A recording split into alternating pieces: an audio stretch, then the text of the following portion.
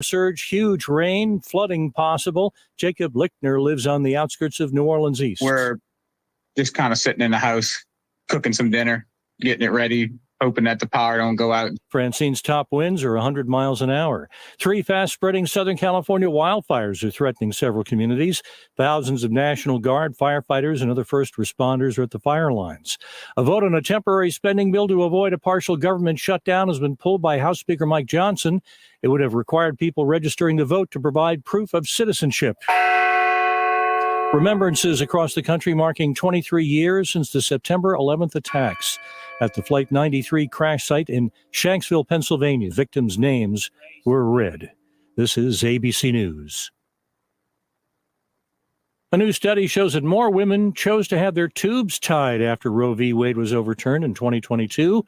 Research in the Journal of the American Medical Association examined insurance claims from 2021 and 22. The study also shows the biggest increases were in states that ban abortion.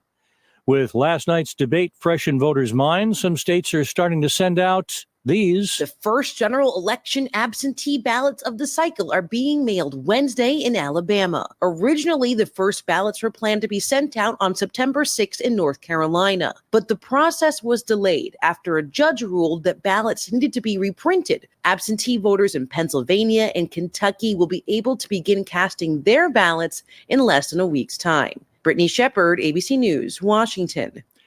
Campbell Soups will be dropping the soups from its name. It'll now just be known as the Campbell's Company. Change subject to shareholder approval. Chuck Sievertson, ABC News.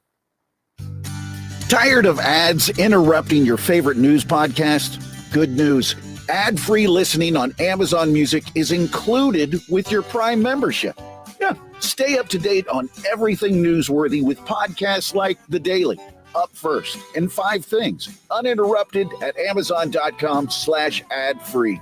Just head to Amazon.com/ad-free to catch up on the latest episodes without the ads. You can host the best backyard barbecue when you find a professional on Angie to make your backyard the best around. Connect with skilled professionals to get all your home projects done well. Inside to outside, repairs to renovations. Get started on the Angie app or visit Angie.com today. You can do this when you Angie that. The views and opinions of the following show do not reflect those of WSMN, its owners, and/or associates. Welcome to the Common Sense Conservatives, a political discussion group about current events and other government-related matters every Wednesday evening from 7 to 8 p.m. Right here on WSMN 1590 AM, WSMN 95.3 FM, and streaming live on WSMN.live. Making sense of the inverted reality we are subject to every day, the Common Sense Conservatives are here to help bring you back to reality. Now, your hosts, Chris Wyatt, Todd McKinley, and John Gorfin. All right. Hey, folks, welcome back to the Common Sense Conservatives. I'm Todd McKinley. If it's 7 o'clock Eastern, it is the Common Sense Conservatives. Can you guys hear me there loud and clear? I see the Colonel's, thumbs up from the Colonel. All right. So we'll go to the Colonel there in Central PA before we go to John in Nashville in the studio. Colonel, how are you, sir? Well, I'm very fine. I'm quite excited. Last night was amazing. It was wonderful. We're going to win. Princess Kamala was absolutely amazing. Combine that with the news that Campbell Soup has changed its name, and it's just been a wonderful day for me. We'll talk about it a lot in the second hour, but oh my goodness, a lot of criticism I have for Trump, who missed, softball pitches right down the plate, going 80 miles an hour, not exactly fastballs, on abortion and a host of other things. We'll talk about that in the second hour after our guest. But listen, I got to say that I'm incredibly nonplussed by the non-event last night. And as I predicted, the only way the needle changed last night is if she imploded with cackles and, couldn't speak and couldn't deliver. But her, I don't know, SEAL trainers did a good job training her last night. And they fed her a fish, and she did a great job, spurging her little one-liners. And so she didn't implode. So as I predicted, the needle didn't move. and the leftist media is out of their minds today, not understanding how the world can't fall in love with the greatest debate performance in the history of the United States, according to the corrupt media. Anyway, I digress. We'll talk more in the second hour, but I'm pretty fine other than that. Right. I did stay at a Red Roof Inn last night. No. Holiday and yeah. So, John, they're in the studio, holding down the studio there in Nashville, New Hampshire, is John Grosvenor. John, how are you, kind sir?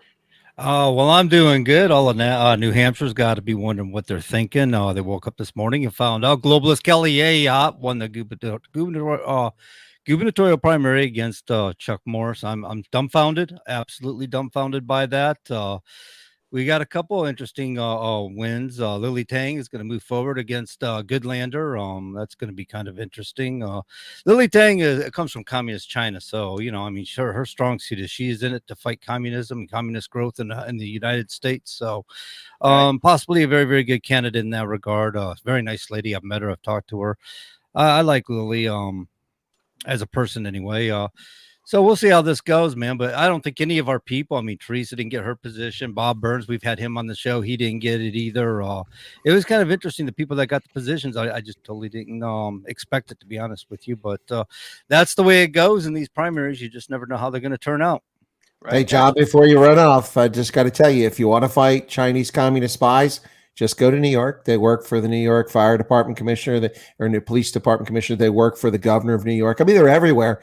And, the FBI investigates them 4 years ago and takes no action while they continue to spy on us. Just saying, it's not far away from New Hampshire. It's a short hop, skip, and a jump down the I-95. Now, the FBI want to do a very thorough job and make sure all their T's crossed and their I's dotted. And it'd take them like a decade or two, but they'll get there. Listen, John, I have nothing but disdain for the Federal Bureau of Incompetence. Sorry, whisper mode, black helicopters outside my window. You know it. All right, get us going. All right. So I guess today, obviously, as everybody knows, is the 23rd anniversary of 9/11. And I certainly know where I was on 9/11, stationed at Fort Bragg, North Carolina. I dare say the Colonel does, and John, and anybody else, and knows what happened in the days, weeks, months, and of course, for some of us during our military career, years after 9/11, we kind of know where we were. But I was fortunate enough to be stationed again at the White House Communications Agency, as some people know, and got to know this guy. Well, I got to know the vice president's photographer a lot better, but I got to know this guy, on occasion in passing, stuff like that. His name is Eric Draper. Sorry, ladies, he's not brothers with Don Draper. But he was the official White House photographer for George W. Bush, aka 43, our president during that time frame. For those who are too young to know, for our younger viewers who may not remember, but he's been an Associated Press photographer. He's covered the 2000 and of course the 1996 RNC or presidential campaigns, 2000 Summer Olympics. He's covered the Kosovo conflict. I know the Colonel will be happy to talk about that for sure. The FIFA World Cup as well. I know that's another thing the Colonel may be interested in. But he was there with President George W. Bush on 9/11 and covered him, obviously, during his entire presidency. But that day specifically, and of course the days and weeks afterwards. And we're going to talk to him about his experience and of course his career, if he was as a photographer, a professional photographer. Whenever we can bring him in here, his name is Eric Draper, ladies and gentlemen. Eric, sir, thank you for being on the Common Sense Conservatives. We really, really, truly appreciate it. Welcome to the show. Thank you, Todd. Thanks for inviting me. Yeah, absolutely. And thank you for making time to be able to be here. Real quick, if you could give everybody a little bit about your background. I know I kind of maybe touched on a few things that's on your Wikipedia page there, if you don't mind. How you got into photography and how you got to the White House. Well, I was a kid growing up in LA, just interested in photography as a creative outlet. And a friend of mine, I was at a junior college in Southern California. He asked me to join the newspaper staff there. And that's where I fell in love with photojournalism, to be able to have my photo published, my name under the photo. And I had a front row seat to every sporting event at the college. And I think everything combined with that really got me going. And I wanted to come out of school to become a newspaper photographer. And that's what I did. I went to journalism school at Cal State Long Beach in California, and ended up, my first job out of college was at the Seattle Times. Ended up going back to LA to work at the Pasadena Star News, and then the Albuquerque Tribune, and then the Associated Press. So a lot of a lot of moving around during early in my career as a news photographer. Right, absolutely, and I know I can relate to that, being in the military for 20 years, moving around a lot. Outstanding. So, how did you get recruited? And I think I may have heard the story from Dave Bohr before of how you got recruited to be at the White House. Well, back when I was an Associated Press photographer, I would cover every political cycle. They would put me on a candidate, and at the time it was Governor Bush from Texas. Never ever thinking it would ever lead to the White House, and so I covered the campaign like literally over a year on the campaign trail. And actually, you might remember the election was not decided that night in 2000. Oh yeah, we remember. Remember. Well, I blame everything on the recount, because during the recount, everything kind of stopped, and I kind of dropped off the map to recover. But that's when I decided to pursue the position once I realized I had a shot at it. And what I decided to do was take a page out of President Bush's playbook, because during the campaign, which I think his stump speech was echoing in my head, after a year of hearing it, he would always say, "I'm going to look you in the eye and ask you for the job. I want to be your president." So lucky enough, timing is everything. I discovered my wife and I were invited to a party at the governor's mansion in Austin, and this was perfect timing. The Supreme Court had ruled Governor Bush had won. He had just become president-elect. So at the end of the party, I was prepared. I had a portfolio, I had a cover letter, but I knew, going directly to him, and I made my pitch, and I walked up to him. I said, thank you for inviting us to the party. By the way, I want to be your personal photographer. And I looked at him and I didn't blink. And he was shaking my hand the entire time. And he looked away, he looked at me, and he said, Eric, I really appreciate that. I'll get back to you. And a week later, I'm sitting in front of Andy Card interviewing for the position. And it all happened very, very quickly. Right. Absolutely. That's great. For those who don't know, Secretary Andrew Card was President Bush's chief of staff in the initial Bush administration, I think for the first four plus years, for those who don't know. But what I'd like to do real quick is maybe toss it around the horn here. We usually like to go to the Colonel for some of the questions. But before we do, real quick, what was your feelings whenever you first heard of that first plane hitting the Twin Towers? Well, we were arriving at the school in Sarasota, Florida, just as the news was breaking about the first plane hitting the first tower, and everyone thought it was just a horrible accident. I remember I was sitting next to Ari Fleischer, the press secretary, in the staff van, and back then, we didn't have our smartphone or iPhones, but he had a pager, and he said, "Oh my God, a plane hit the World Trade Center," and everyone thought it was a tragic accident as we were rolling into the event, and it wasn't until the whisper in the ear moment happened where we knew that something bad was happening. And for me, I was kind of clueless in terms of like America being under attack until actually the president actually left the classroom and he went to the hold room next to the classroom where there was a live TV of the burning towers. And that's when everyone who walked into the room was just frozen looking at that image. And I was thinking to myself, this is going to be a very big day. And I knew I couldn't let the president out of my sight. Right, absolutely, and that's the famous picture you took of him sitting in front of the Stu 3, the secure phone right there, the big black phone that he had, and that was a very famous photo that you took for sure. But Colonel, go ahead and jump in with the question if you want to, sir. Well, I was going to ask how he got the gig, but I've already been preempted on that one, so we'll move on to the next question. Listen, John, I don't know if we've got a technical problem or if it's LA Lakers dribbling in the background, but I keep hearing sounds running around there. I'm not sure. Listen, I got to be honest with you, Todd. I almost balked on tonight's broadcast. I stopped watching the NBA when Jordan retired for the second time. I lost interest in it. Yeah. And if it wasn't for that fact, there's no way I could do a conversation with a Lakers fan. I'm sorry. It's just painful. Oh. It's absolutely painful, yeah. But we'll make the most of it, Eric. Okay. But yeah. Thanks for I get that a lot. To clear it up, Chris. Sure. It's a Celtics because when they dribble the ball, they dribble it loud. Hey, that's the Celtics. Don't you know how to say that? Anyway, but Eric, Eric, thanks for being with us tonight. Really appreciate it. Now, did you snap the photograph, the one that was misused by the media later on, or was it the AP or somebody when the president was initially informed and he sat there and they claimed that he was frozen in the classroom and didn't know what to do? Was that a photograph that you took or someone else? Actually, there were news photographers. The White House press pool was in that room, and all those photographers captured that moment. Yeah. That's what I thought. Yeah, I was just curious about that one because that's one of those iconic images that's been abused and misused and misstated for some. Kind of like when the president was out on the aircraft carrier, he said mission accomplished, and in fact, the mission that was stated was accomplished, and that's been misused by people. So it's a shame. It's amazing the power of photography, Eric. I mean, so when you got into this, did you have any experience or knowledge or the history of how photography plays a role in making history? For instance, you got some very famous iconic photographs like the young lady after the napalm bombing in Vietnam that just seared in people's memories. Is that something you were aware of growing up and maybe helped your interest, or just something you learned about later on?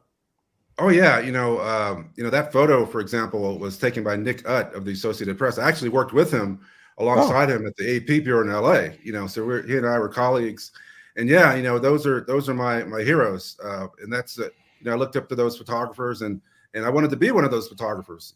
Not knowing where I would end up, but yeah, those are images, and those are photographers that definitely I definitely really wanted to be that kind of photographer. Well, let me ask you a rather mundane question, lighten it up a little bit here, because that's kind of a heavy photograph. That's a very, very much history-making photograph, but a light question. So how was the transition from film to digital as a photographer in this business? I remember when I was teaching at Iowa State in 1995, I taught ROTC there, and I was writing articles, and I shared them with the college campus newspaper. They had $25,000 digital cameras, which today are not even as good as the worst cell phone. But the point is that that's when the digital transition, but already in the news industry, people had those expensive cameras that today you can get for just a couple $100. To make that change. You obviously were in the industry when the switch was going on from film to digital. And there are a lot of, people who didn't like changing, others who like changing. I got to tell you, as a journalist, I'm not a photojournalist, but I do take a lot of photos to support my writing. But the thing I love is just how many photos I can take, and I don't have to worry about wasting money on film. What are your thoughts on that? What was that transition like for you? Well, for me, working at the Associated Press, we were on the cutting edge of that digital revolution. The Associated Press were marketing the very first digital camera for photojournalists. For all you techies out there, it's called the NC2000. It was a horrible camera, just horrible. But back then it was the latest, greatest. I mean, it didn't have a screen on the back. It had a very small resolution. You had to do a lot of work in Photoshop to make it look good. But I made it look good. And the Associated Press realized how I embraced that technology, and they were sending me all over the world, covering everything, major sporting events, civil unrest in other countries, and of course, political campaigns. I was literally one of the first photographers to transmit photos from a moving van during a political campaign. So it was very that technology back then was cutting edge, and so I just would follow that technology until and when I was in the White House, they were actually behind the times. They were literally like a decade behind. So I had to direct that transition from film to digital, which was literally a nightmare because the volume was so huge and we couldn't stop in the White House. We had to continue to document things, and that was the most difficult part was making sure that everything was covered and making sure everything was going to be part of the historical archive, but also making sure that the archive was maintained securely and we didn't lose images. And we were dealing with the early versions of those cameras, which were not the best in terms of low light photography, which we did a lot in the White House with, very low light photography where you didn't want to have a flash to interrupt the scene. So, but I was happy as that technology got better and better, the cameras got better and better, and eventually in the second term of the Bush administration, we became 100% digital workflow, and it really worked out for the best. Well, as a videographer, a photojournalist, you really went through some pretty heady times there in the late 90s, early part of the new millennium. I mean, you got to do the FIFA World Cup in France, then you were in Sydney for the Olympics, then you were covering wall to wall this election campaign, and then tragically, but historically, it's something seared in our memory collectively for the rest of our lives and maybe generations, 9/11. That's quite a busy, hectic period of time. Looking back, obviously, I'm sure there were some amazing moments that you cherish and remember very well. Also, probably some painful moments. But can you give us a couple highlights of maybe each of those things? The 1998 FIFA World Cup in France. I think France won that one, didn't they? That's right. Yeah, the host country. It was a blast, and soccer is like a religion in all these other countries. And I mean, definitely, the passion, the sporting event itself, the action, the fans, the soccer hooligans out in the streets. It was a blast to cover. And then when France won the World Cup, the entire city was like one large big party. So being able to cover the championship match against Brazil, it was a blast. And being at the Associated Press, we covered every major sporting event. Winter Olympics, Summer Olympics. It was awesome. Really, really enjoyed that. And I also covered a lot of major events. Being in Los Angeles, I covered the O.J. Simpson trial, for example. I was one of the few photographers who was actually at the crime scene that morning, and actually walked in the blood. You might remember on the walkway. So things like that. I've definitely been in some really incredible situations with my camera. So we have a scoop here tonight, ladies and gentlemen. We can now explain why Marsha Clark was unsuccessful in her prosecution. Eric Draper he contaminated the crime scene at Brentwood. You've been busted. They got you better. We busted you. No, That's where that extra shoe print came from. That's right. Yeah, I bet the glove fit that night, right? No, but seriously, he contaminated the crime scene. No, but that's interesting. I had no idea that you were involved in that. That was kind of, the OJ thing. I was overseas, and it's like I didn't even know it happened. And so when I started paying attention, I'm like, what OJ? What happened to OJ? Man, I can never imagine. But, the reason I asked specifically about 1998 is because I was just in France for the Rugby World Cup this past fall, about a year ago now. And it was amazing. The French, I speak French. But I was a little surprised at just how amazing it was. Pricey, of course, because everything's inflated. But the French were pretty good. I was able to get around. It was literally planes, trains, and automobiles. I rented a car for a month. And a couple times I'd leave it in town to take the train to get from one place to another because it was more practical. And once or twice I had to fly from place to place. But planes, trains, and automobiles, that's how I got around. It was pretty cool. So Sydney. Now, Sydney, as I recall, was a pretty incredible Olympics. Back then, I still had an interest going to Australia. Any special moments from the Sydney Olympics? I remember I covered swimming, which was one of the top sporting events at the Summer Games, and also track and field. And I remember covering a lot of. I think it was. I'm trying to remember who was the highlight of that Summer Olympics at track and field, but Jacker Joyner Kersey won the long jump. I remember being right in front of her celebrating. I remember how gracious the Australians were. I mean, I guess that having to travel that far, they're definitely were very nice, great hosts. It was an amazing Olympics to cover, and it's one of those things that every day there was this a lot of action to cover, a lot of emotion, a lot of great images from those games.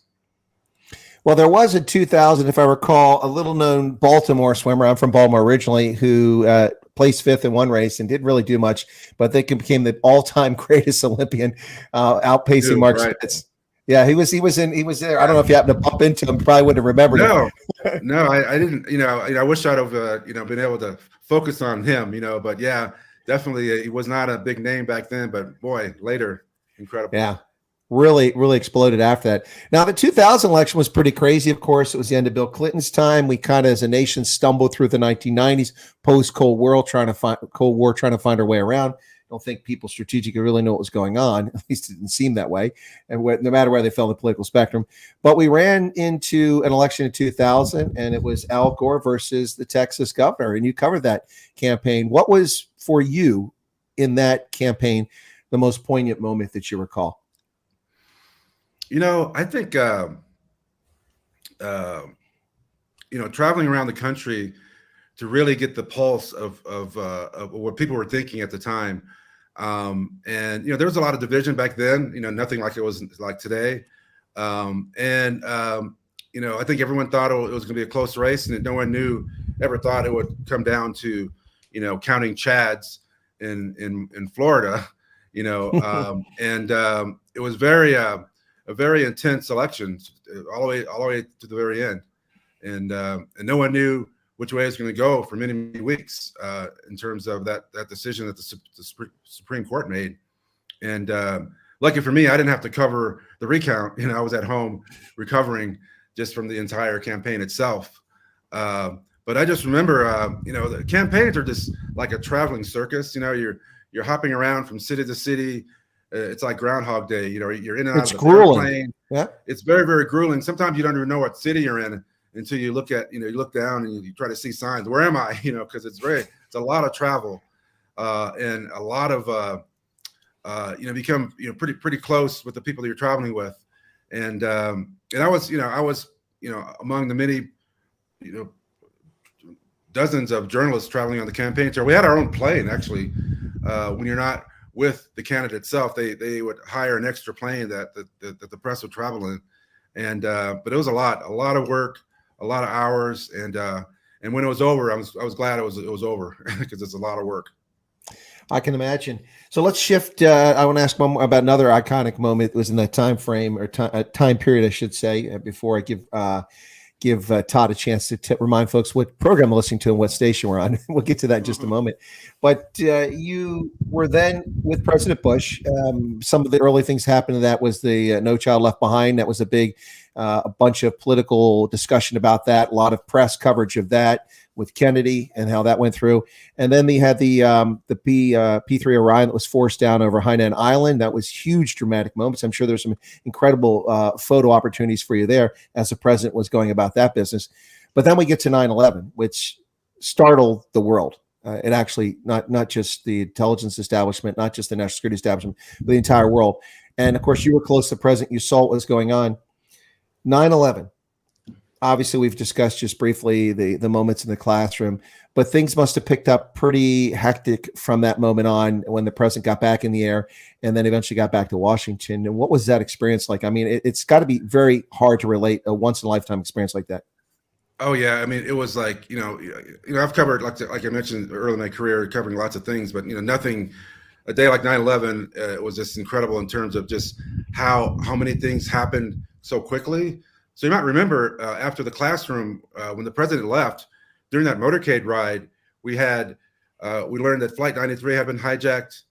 We learned that the White House was being evacuated. The vice president was being evacuated to a secure location. We learned that the Capitol was being evacuated. We learned that the Pentagon had been hit. We also learned that the Flight 93 was headed to Washington, and that all happened just during that motorcade ride, literally 25 minute time span. So by the time we were on the airplane, I remember walking up the stairs, and Andy Card, the chief of staff, was standing at the top of the stairs telling everyone to remove their batteries from their cell phones. And that was the first time I thought to myself, wow, could we be a target? And so that was a very eerie moment. I remember as we boarded the airplane. But it was very, very intense. And I remember my first few images aboard the airplane as we took off. I was photographing the president alone in his private cabin, literally having an argument with Andy Card because he really wanted to return to Washington. He was telling Andy, I'm the president. I'm going back to Washington. And Andy Card was trying to be very diplomatic. He was telling him it wasn't safe. And a few minutes later, all the talk aboard the airplane was where we're headed and where to keep the president safe. And I made an image of Andy Card huddling with the Secret Service, with the military aide, the guy who carries the football. Yep. And we finally learned that we're headed to Barksdale Air Force Base. And what I didn't know until later is that we literally were flying around in circles over the Gulf of Mexico. But they wanted to get the president, in the air, up high, which was another issue too, was the Air Force One was flying so high in altitude, they were losing a lot of the signal in terms of the communication, so that became a problem. And then we were hearing a lot of false reports, and the president himself called it, we're already hearing it was already like the fog of war was happening. We heard a false report that a car bomb had exploded in front of the State Department, which was false. We heard that a fast-moving object was headed towards the president's ranch, which was false. But then one of the most eerie, surreal moments was the president himself came out of the cabin of Air Force One, and he said, I just heard that Angel is the next target, and Angel is the code name for Air Force One. So that was a lot of, and this is all happening one after the other, all these moments. So it's very, very, very, very intense. Unfolding pretty quickly. I imagine the reason for such high altitude, without discussion what it was probably to be out of the range of high altitude ballistic missiles that we fired at it. Yeah, because you don't know what the threat is. So I mean, that's probably just good prudence there. So before I get Todd to remind folks where we're at, I just want to ask you another question here very quickly. And this is as as a photographer. Look, I'm not going to sit here and pat myself on the back and think I'm a great photographer, but I do like to think I have a good eye for catching scenes, natural scenes, and also it always drives me nuts when people take pictures and they frame people right in the center. I like to frame people inside the environment. I think it makes for a better picture. But when as a photojournalist, are you looking for something when you're trying to catch a moment? Or I mean, I'm sure you get lucky. We all get lucky with photographs, but what is you're looking for? Are you looking to capture the sense of your I don't want to say target, but your the person you're capturing on camera, or the scene you're capturing on camera? Are you looking for things all the time? Is it something you learn, a skill you develop? Or it can't be like, okay, hey, look, I took a picture and look, I'm working for the AP now. Yeah, a lot of it, for example, on 9/11, I was totally keyed in on the president's emotions. I was trying to get every reaction from him. And I was like trying to put aside my emotions. Lucky for me, I had a camera to hide my emotions. And I was just literally focused on him and the moments that he had with his staff, moments alone with his own thoughts, and waiting for those moments. And a lot of it, like you said, was luck in terms of timing. A lot of it is being in the right place at the right time. A lot of it's anticipation. And when aboard Air Force One, for example, it's you're so intimate because you're so close to everyone that it's a really unique situation to be that close. For example, I remember when they were telling the president that it was not safe to return to Washington, and he was really upset. I mean, he's totally pissed that he couldn't get back to Washington. He knew that the enemy was watching. He wanted to lead from the Oval Office. He didn't want to look like he was on the run. And I remember they were telling him, and he looked away, and I'm literally standing like 2 feet from him. It felt like he was looking through me in terms of that moment, just very, very intense. So but emotion, that's what I look for in pictures. All right, that's pretty awesome. Thanks. Hey, so Todd, what are folks listening to? Absolutely. Hey, folks, you're listening to the Common Sense Conservatives here on WSM 1590 AM and 95.3 FM. We're live every Wednesday night, 7 to 9 Eastern, bringing you back to reality. I'm Tom McKinley here in Northeast Tennessee, joined by my co-host, Colonel Chris White in Central PA, and John Grosvenor holds down the studio there in Nashville, New Hampshire. We're joined by Eric Draper, who was the official White House photographer during President George W. Bush. That's number 43's time in office from the time he took office to the time he left. And of course, he's covered many other great events out there. And I want to ask one question about an event that you covered, the riots after the Rodney King decision. It was in 1992, I believe it was. You Seeing Through the Flames, the photo you won an award for. Tell us about the emotion of covering such an event like that in your hometown, and of course, winning such an award. Well, it was a very unique story for me. I was working for the Albuquerque Tribune, which is far from Los Angeles, far from the area that I grew up in, South Central LA. But my photo editor had a suggestion. He said, "You know what? What do you think about going home to tell the story, only the story that you can tell? Me returning home." So it was a first person story. I wrote the story. The images that I made focused on my family. It focused on friends. It focused on the church community where I grew up. So it's really a kind of a unique situation. Not only just the story itself, because it was a huge national story, but also a personal story that really hit home. A lot of the areas that were affected, I grew up in.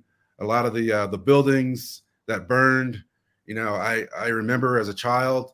A lot of the people that were affected, I remember I had a very young nephew at the time who was arrested during that week.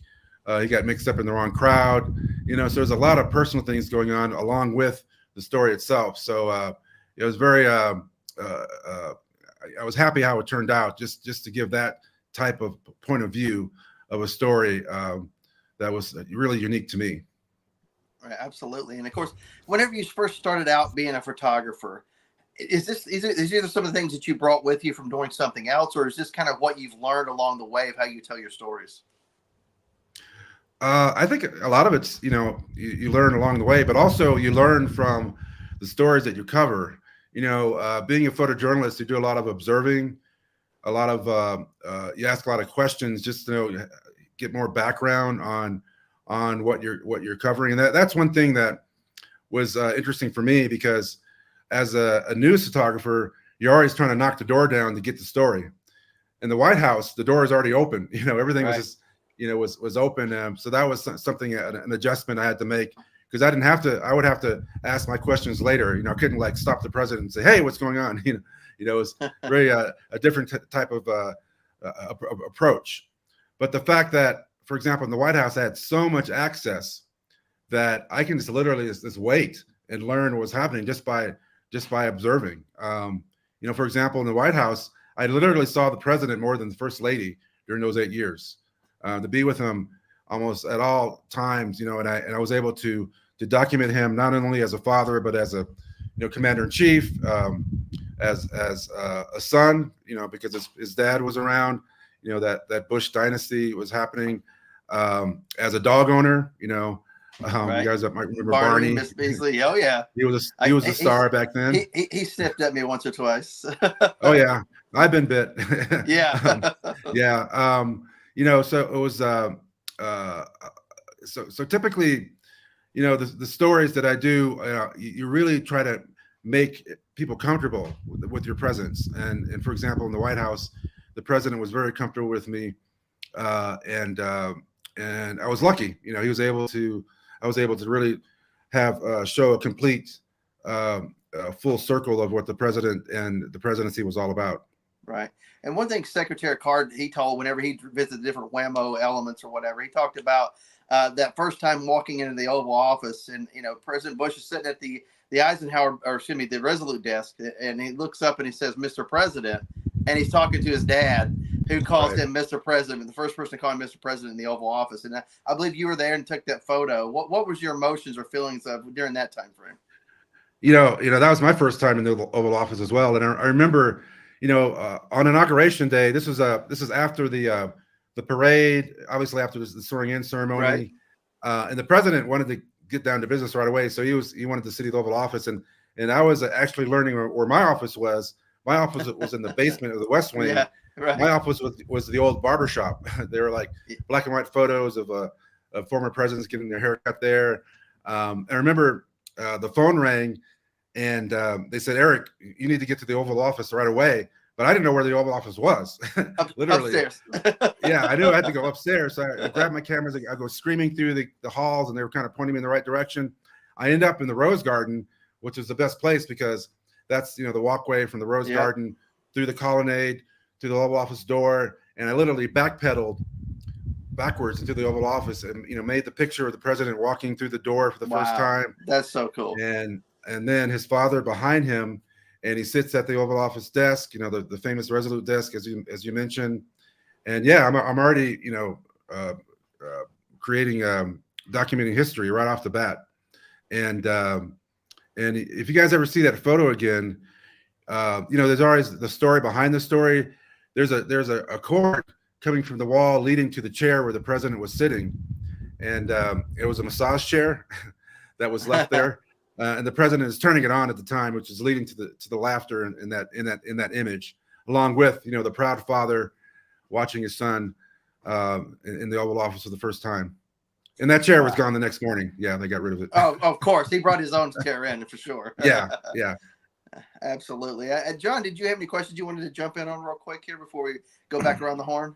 Well, I was sitting there thinking, talking because it's the anniversary date of 9/11, and you gotta realize, in your profession, you're chasing a U.S. president around, and you're going to different buildings, you're going to different facilities that you're not familiar with. Did you have somebody that lead you through these things, or were you just following an entourage? I mean, like 9/11, you're right there, ground zero. I'm assuming at the Twin Towers, and there's a lot of debris. So there must be chaos. And how was that experience for you? Did you just manage well, or was it just a matter of just sticking to the president? Yeah. You literally, just follow the president. And there's always an entourage with the president.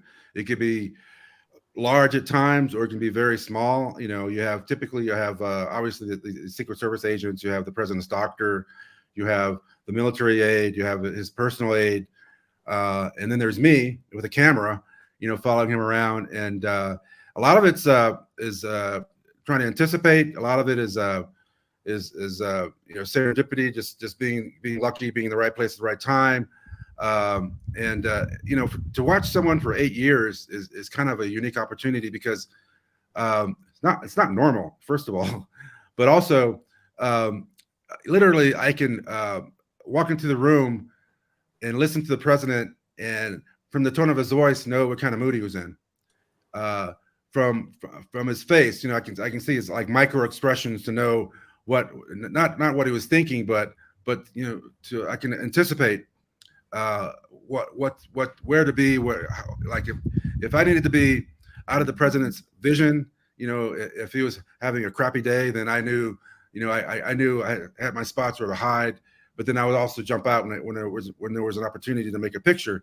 But a lot of it was just experience of just being there every day. And people say I was a fly on the wall, but I was more like a piece of furniture in the room, because even if I wasn't there, the staff and the president make sure I would be there. Like if I wasn't there, they'd say, "Oh yeah, get Eric up here," and that's how comfortable they were with my presence. Oh, that's pretty awesome. Yeah, I was kind of thinking you need to keep a certain degree of inconspicuity where you can't be really up on them all the time. And figured the zoom lens was probably your friend in some regards. A lot of times, yeah, definitely. I would pick my moments, and when there is a historic day like 9/11, I could be almost anywhere in the president's face, and everyone was so intense and focusing on their job that it didn't matter where it was, because everyone was focused on their job. Right. So Absolutely. as a truck driver, sometimes when I'm home working around the house, leaf blowing, mowing the lawn and stuff like that, because I've traveled so many different places, I'll have something pop into my head of some place I was and what was happening. And I'm trying to figure out, where was that? And I'm reeling back on that. Do you have that experience a lot when you're just doing something? All of a sudden you realize your mind's in some place where you've been and you're trying to recall all this? Yeah. And a lot of times I have to go back to the photos to remember what happened. Like I never thought I'd be in a job that literally I would forget what I photographed, and I literally had to go back and recount what I did through images. And then you realize how important photos are with history, with remembering things, with continuity, with it's really, really important. But yeah, a lot of people, like I traveled to 70 countries with President Bush during the 8 years. And in some countries, I can't tell you if I was there or not. Typically you're in a hotel room looking out a window, or Yeah. in a motorcade. So it's a kind of a unique way to experience another country, and you're inside places that normal people don't get to see or witness. Like you're in a palace, like you're inside Buckingham Palace, in London, and very unique situations like that where no one, a lot of people don't get to experience. So yeah, it's definitely a pretty unique job. So I'm kind of curious, because I've read that you've taken over 1 million pictures just of President Bush alone. And I imagine you've taken a lot more in other regards. And then from my understanding, you do things like weddings and that as well on the side. I'm wondering, just how many terabytes of data do you have, of pictures do you have in your computer? I'm assuming that's where you keep your library of pictures. Yeah, and it's a mix, because I've had, early in my career, I have a lot of film that, not every image is scanned, but, I've never really added it up. That's a good question. I definitely have many terabytes of information. I can imagine. And I'm still trying to get all that, my own personal archive, situated safely in a situation that they're safe, and on a storage, on a RAID, backed up, things that I did at the White House. I'm trying to do to my own personal archive. So you don't count on Google to back that up. They don't remind you that you don't have enough storage. Yeah, put it all on cloud. That's a good spot. Yeah. So have Yeah, have you written a book or considered writing a book on your experiences? I mean, you've got pretty interesting experiences here, and you got a lot of pictures to back it up. And I assume because you're the one that took the pictures, you have rightful ownership to them. Have you taken that into consideration yet? Well, I did do a book on my White House time. I did a book called Front Row Seat. It was published almost 10 years ago now, and it was on the 8 years of photos. And the book itself, when you think about 8 years of photos, I mean, it's a lot of kind of hard to think about. But through the 8 years, there were these themes that would rise, which made it pretty easy for me to develop the chapters in the book. For example, it's a coffee table book, about 150 photos. The University of Texas Press published the book. And I've got a chapter on 9/11. I have a chapter on family. I have a chapter on war president, because after 9/11, the president became a war president. I have a chapter called Life in the Bubble, all the quirky, strange things that can only happen in the White House. I have a chapter called The Beginning. Obviously, the early moments in the administration. The final chapter is called Sprint to the Finish, and it's actually a quote taken from President Bush himself, because people would always ask him, "What are you going to do?" At the end of the administration, or what? And he'd always say, "I'm going to sprint to the finish," and that's what we did. Literally, it was a sprint, because everything doesn't stop until the very end. But yeah, I'm very proud of that body of work. And if you're, it's available on Amazon, by the way, it's still there. Yeah, have a look. Absolutely. So we're going to go back around the horn here. We'll get the Colonel back in. And so, folks, if you do want to get his coffee table book, which is pretty incredible, it is available on Amazon, but make sure you put Front Row Seat Book Bush. Otherwise, you're going to get paperbacks, fiction, all kind. There's a bunch of things called front row seats. You got to make sure you get the right one. What the hell is this crap? He said there were pictures of Bush in here. This is about some beach house and a mailbox. And wrong movie. Anyway, but so I noticed that you mentioned earlier, and I believe you are living back in the land of enchantment. You mentioned that you worked in Albuquerque. Myself have been there many times. Kirtland Air Force Base is there. Interesting state. Very, very interesting from a lot of standpoints. Native Americans, Navajos, Mescalero, Apache down there by White Sands. What brought you back to New Mexico? I mean, and you are in New Mexico, if I'm not mistaken. It is a beautiful place. I mean, if you can avoid the radiation from Trinity, you're pretty good. No. Back when I was a newspaper photographer, I did work there for 3 years. Actually, as an Associated Press photographer as well. I was based there. It just became home. My wife, who was with me, she's a reporter, a writer. She enjoyed it. We loved the outdoors. We loved horses at the time. So it was a really easy decision to move back. And I always loved the West, because there's something about the West where you can see the horizon.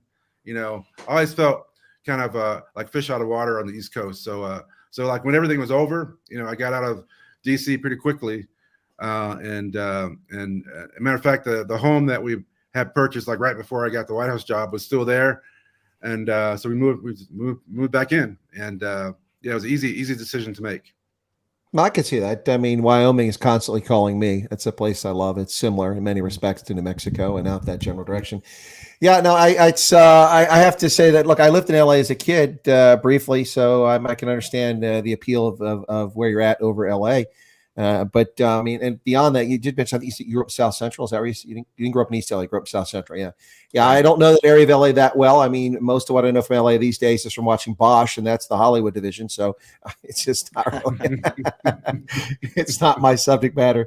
But anyway, no, it is beautiful out there, and it's good to see you there. So these days, you're working as an independent photographer. You do it for corporations. You still do political stuff. Can you tell us a little bit about what you're doing and where people can find you in case you're curious, other than finding your book on Amazon?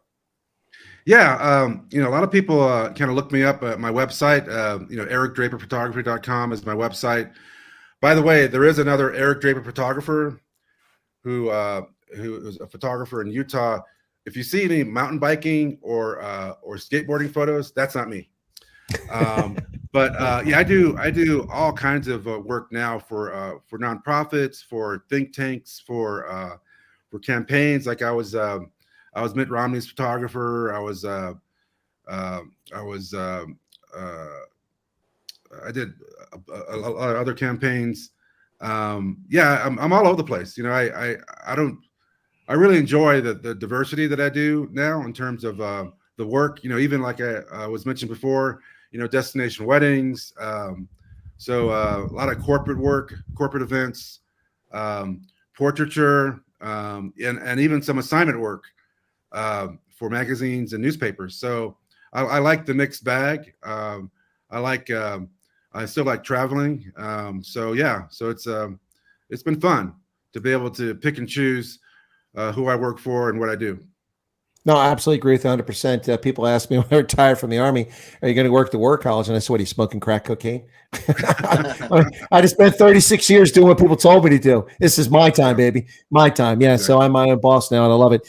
So you mentioned horses. Growing up on a farm, we had all kinds of different horses, but I was especially fond of Appaloosas. Do you have a favorite or what kind of horses do you guys have? And what's the thing that you like about them?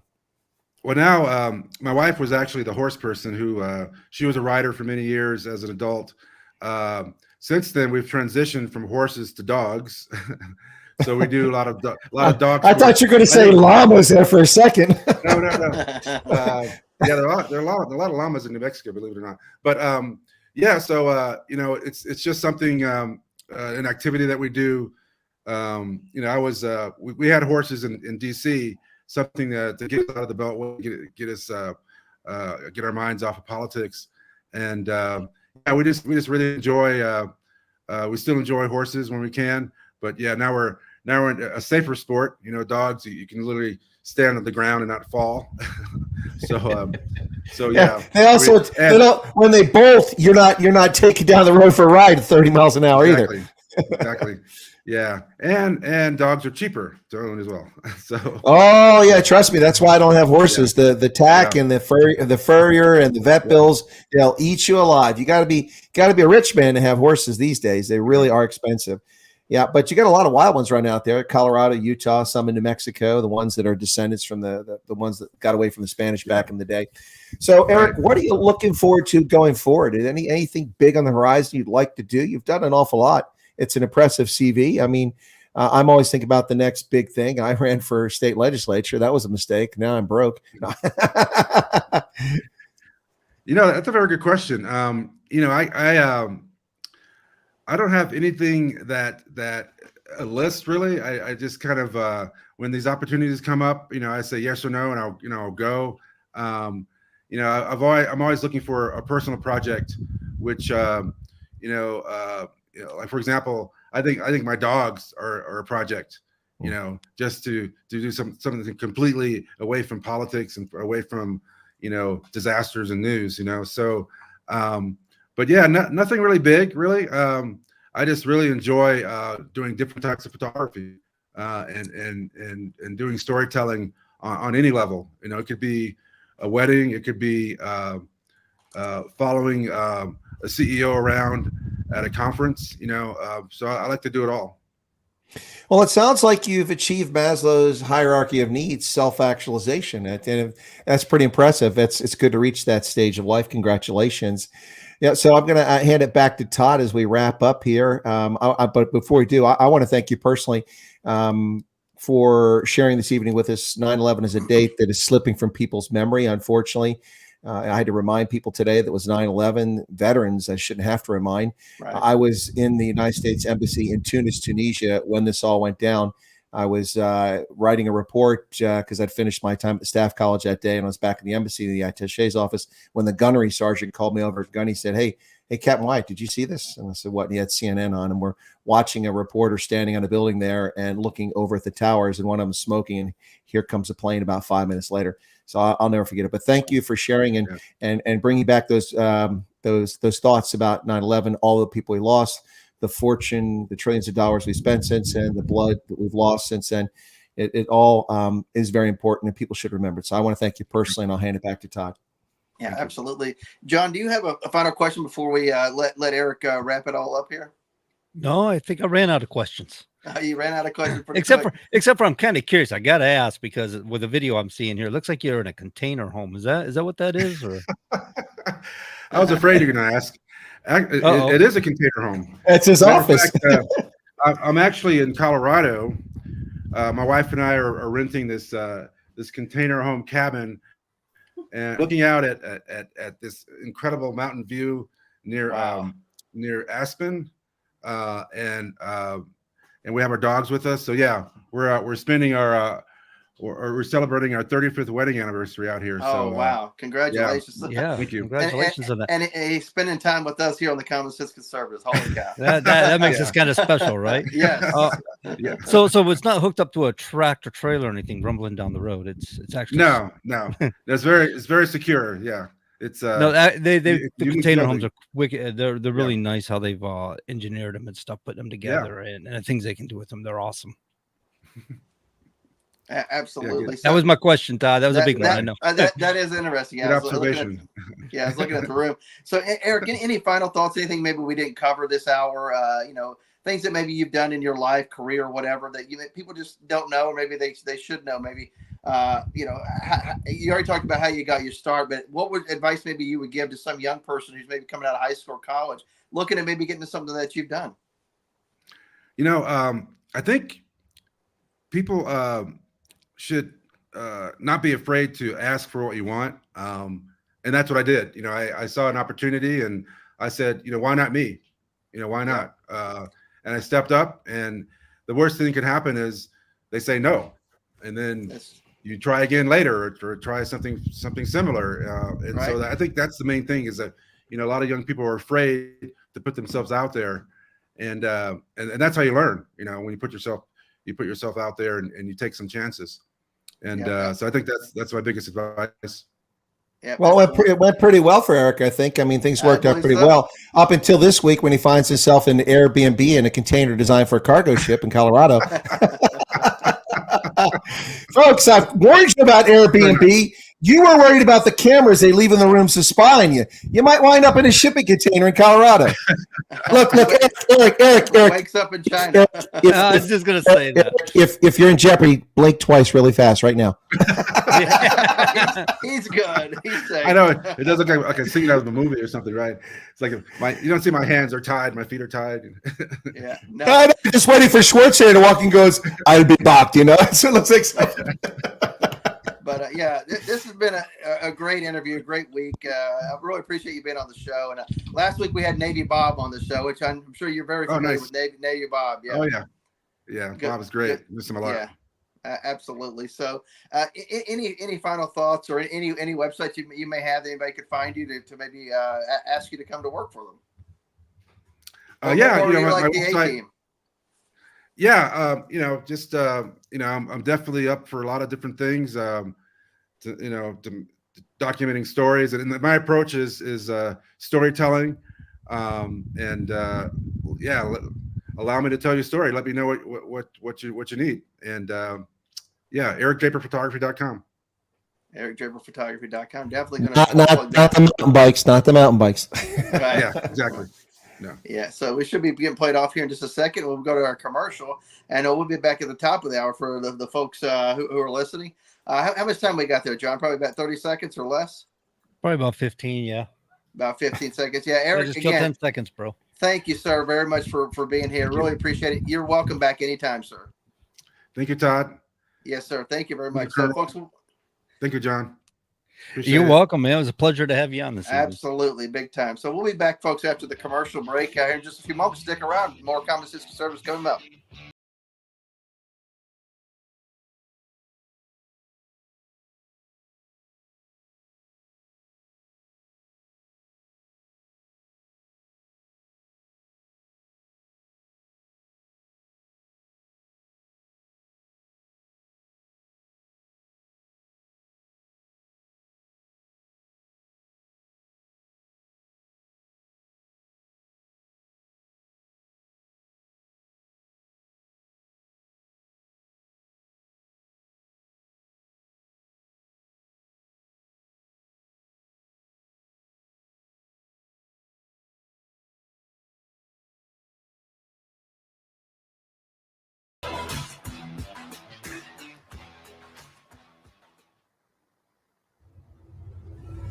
WSMN 1590, WSMN 95.3 FM Nashua. Listen, watch, and stream at WSMN.live.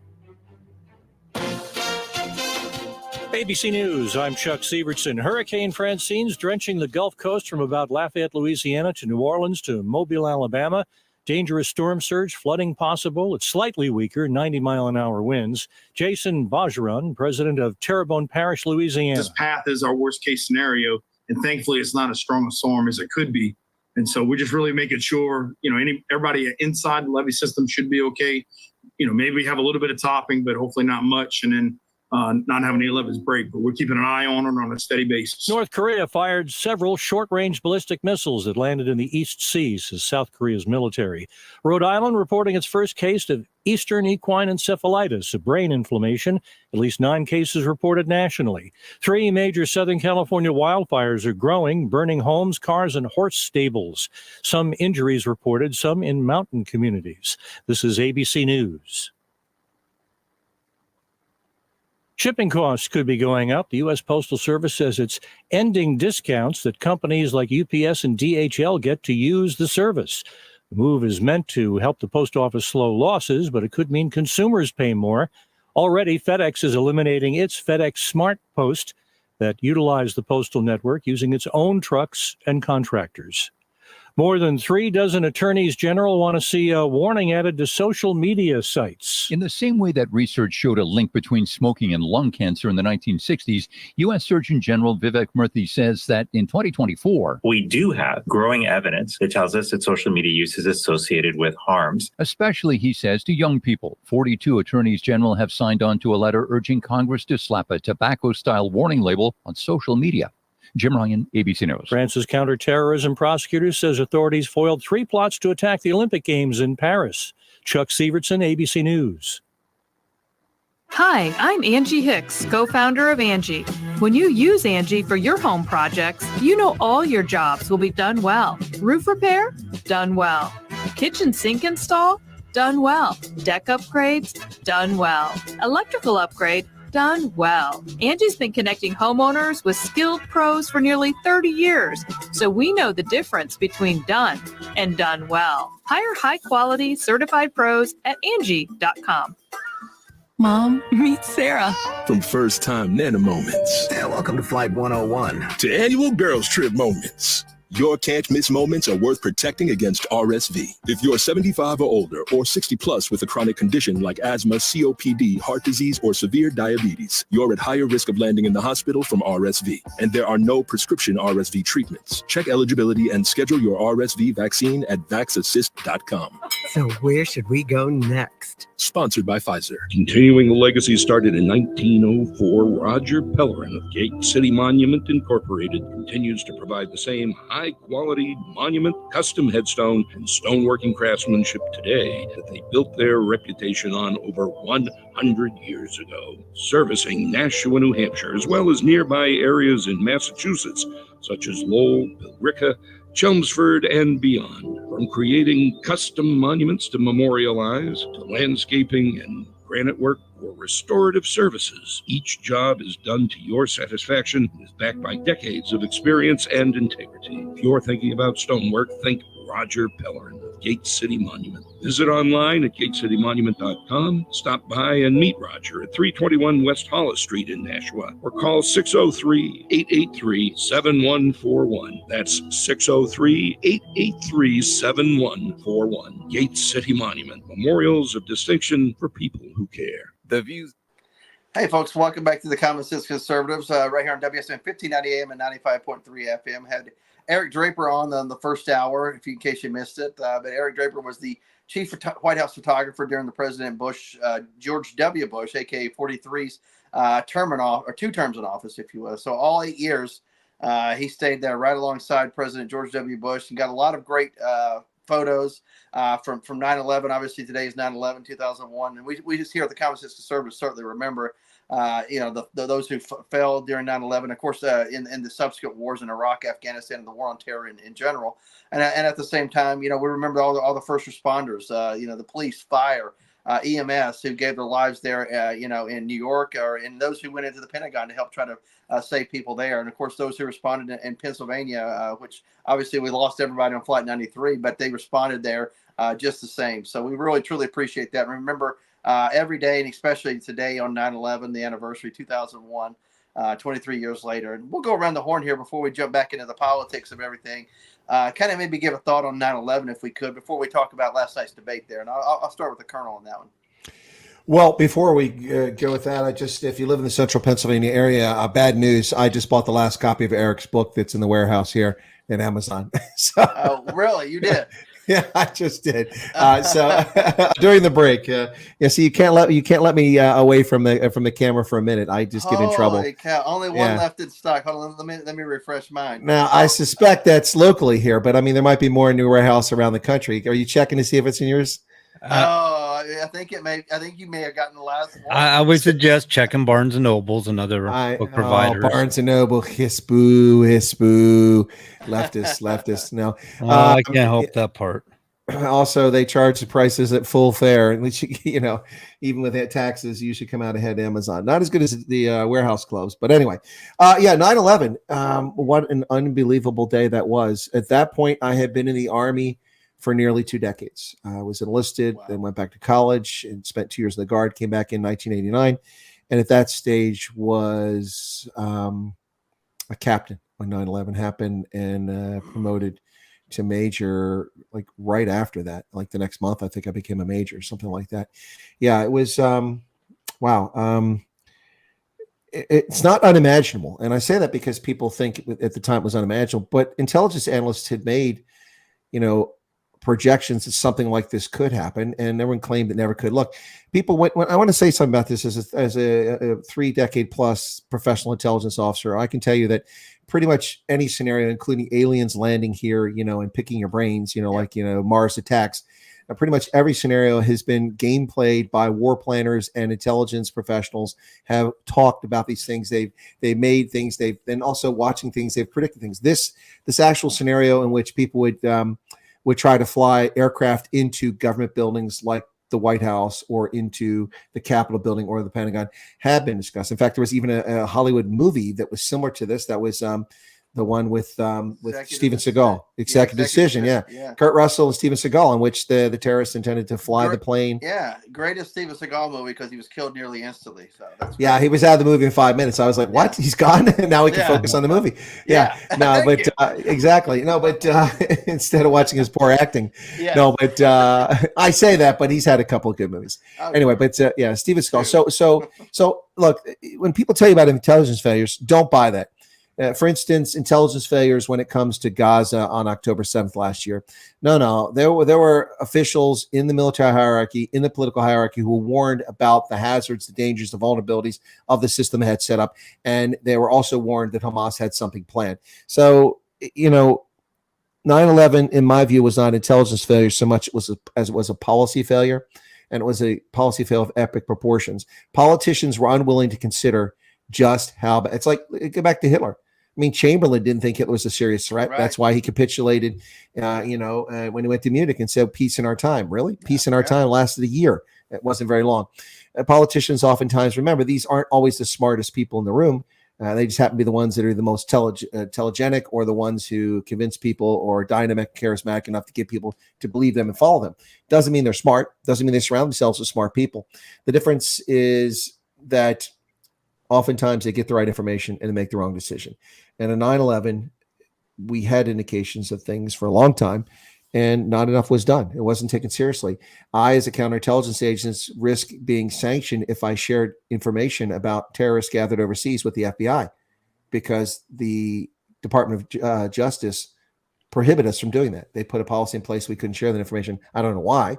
And the Clinton administration famously wanted to treat terrorists as criminal acts when it's an act of war. Right. That's what it is.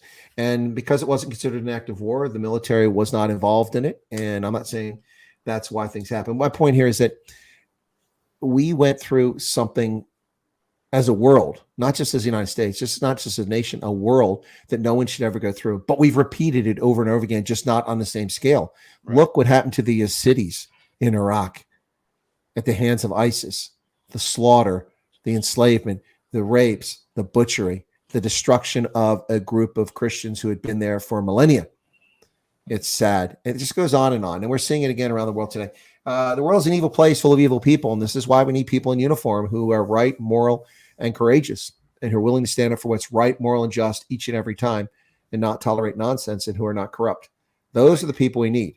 We need those people, whether it's in law enforcement or it's in uniform, because our politicians, let's just be honest, they backslide all the time, no matter who they are. Anyway, that's my thoughts. Yep, definitely good people need good people involved. Not the woke nonsense that we've seen in the past few years, past several years at least. But good people that are willing to serve, people that are serious and understand, the nature of the beast, if you will, nature of the situation, and are ready and willing to serve in combat and do what needs to be done. And that may mean giving up their own life too, for sure. John, what are your thoughts? Where were you on 9/11? Or if you want to just skip it, by all means, we can certainly do that. No, I was in Acton, Massachusetts, out unloading a trailer into the back of a store, and somebody came out and said, "Holy crap! The towers just got attacked. Planes flew in towers. It was a terrorist attack, man. We're going to war." And I'm looking at them going, "Dude, we never go to war over this stuff. Nothing's going to happen." Well, yeah, it was bad. We went to war. One of the most amazing things about it is the courage of firefighters to run into a building that's on fire and ready to collapse. And Right. they didn't know what they were getting into. They were just doing what they were trained to do. And it's a courageous thing.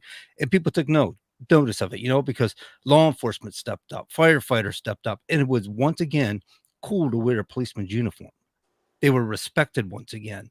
And it amazes me because post 9/11, how quickly when BLM come around, Congress forgot that. Oh, quickly, yeah. Lawmakers forgot that. They forgot that what policemen really do in our communities, what they do for our communities. Right. And they let that slide. They forgot all about that until J6. Of course. And all of a yeah. sudden, oh yeah, policemen are cool again. It's like, Chris had a point, about policy failures. He had a point about the mindset of our members of Congress, whether we're talking about local, state, or federal. They really need to get the mind out of their hindsight and start thinking again. It's always They about the start next looking at things in a logical manner, rational. Yeah, it shouldn't be just about the next election. It should be about the next generation of people. Whether that means you get unelected at some point, it doesn't matter. As long as you've done the right thing to help set up that next generation for success, that should be the right idea. Absolutely. Yeah. That's what it's supposed to be about. We're supposed to progressively becoming better as a nation when the left keeps talking about, making it better, but doing just the opposite. Right. Failed policies all over again. It's incredible. They just don't know what they're doing. Like he's right. We don't elect the greatest minds into office. And I think the greatest minds in office look at that mess and go, oh no, you're not trapping me into that.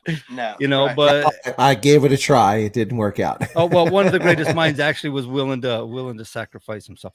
But no, you're right, Chris. It didn't work out. I'm looking at this election here yesterday, this primary, and I don't know. People vote against their best interest. Right. They're just stupid. Name recognition. I've heard her name popularity many times. contest. Well, and that's exactly what happened in my race. It was a popularity contest, and it came down because the vote was split 5 ways. It came down to the school district where I'm at, and the guy that won the race is the history teacher that's been teaching kids for 20 years there. Yeah, but So I'm hearing from people that said, "Hey, man, I'm there at the polls. I'm getting ready to vote," and I hear people online going, "I really don't know who to vote for. Who do you think I should vote for?" How in the world? That's Why just are you beyond- in line? Get out of line. Go on. You shouldn't be here if you don't know. It's just Exactly. crazy. It's just crazy. No, but the one thing that very poignant for me that I'll never forget, and the feeling of helplessness, and I can only imagine what it was like for people on the ground, particularly for firefighters and for first responders, but also for people who are trying to help. When those buildings were on fire, I knew that everyone above that collapsed plane, or that where the planes hit the building, were doomed. There was no way they were ever getting out of there. Right. And almost none of those people got out of either. Only a handful of people got out of one of the towers, if I'm not mistaken. And realizing that whoever's there, those are lives. They're mothers, fathers, daughters, sons, aunts, uncles, children, and they're doomed. And some of them bodies sadly were vaporized and never recovered. It's pretty horrific, and that's the feeling I remember watching that unfold real time as that second plane went into the building. I'm like, oh my gosh, those people are doomed. But they were the lucky ones, I think, because they were the ones that we had the video footage of, reliving gore here or something so horrific. Watching people who were jumping to escape the flames. Oh, that was terrific. Yeah. And they actually was chasing them with the cameras. They were it was, man, it's just, I think about these things every year. We have an anniversary date. Every year I feel almost the same way I felt the day that happened. And the day it happened, I was like, you guys, man, I was thinking, man, I just need to go put on a pack and go over there now. I couldn't at the time, but I was thinking it felt like, you just felt you wanted to fight. That's what you want. You want to go fight. Oh, it definitely made a lot of people angry and ready for vengeance. And I would argue that we didn't really actually in the end didn't seek vengeance and didn't apply vengeance, but a lot of people wanted vengeance. But the people jumping out of the building and can you imagine the horror? That's what you accepted for your fate rather than what was coming there. It reminded me of the people who dove into the rivers in Hiroshima after the explosion. To certain death because the rivers were on fire, but they were burning because of the radiation. And that was, anyway, life should not be like this, ladies and gentlemen. No, it's not be like this. And this not is what a civilized happens. Society. Not even an uncivilized society. It shouldn't be this horrific.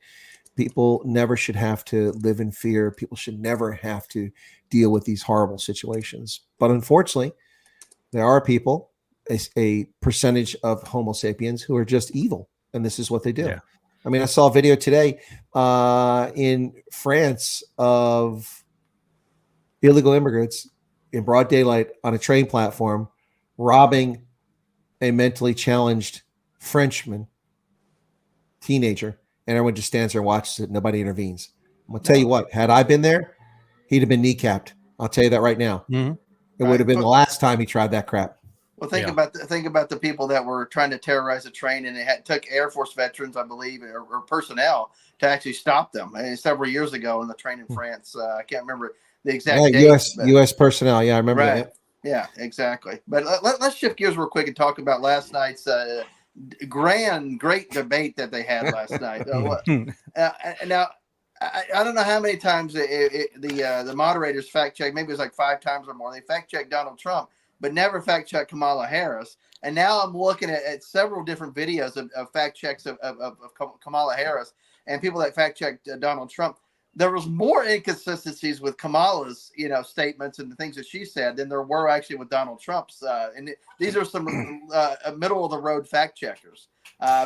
First off, Todd, they weren't fact checking. They were arrogantly and disrespectfully, rudely interjecting their uninformed opinions. Like when he said, "Well, President Trump, for 3.5 years you denied that you lost the election, but now it seems like you're admitting it. Just the other day, I watched you say how you lost," and Trump said, "I was being sarcastic."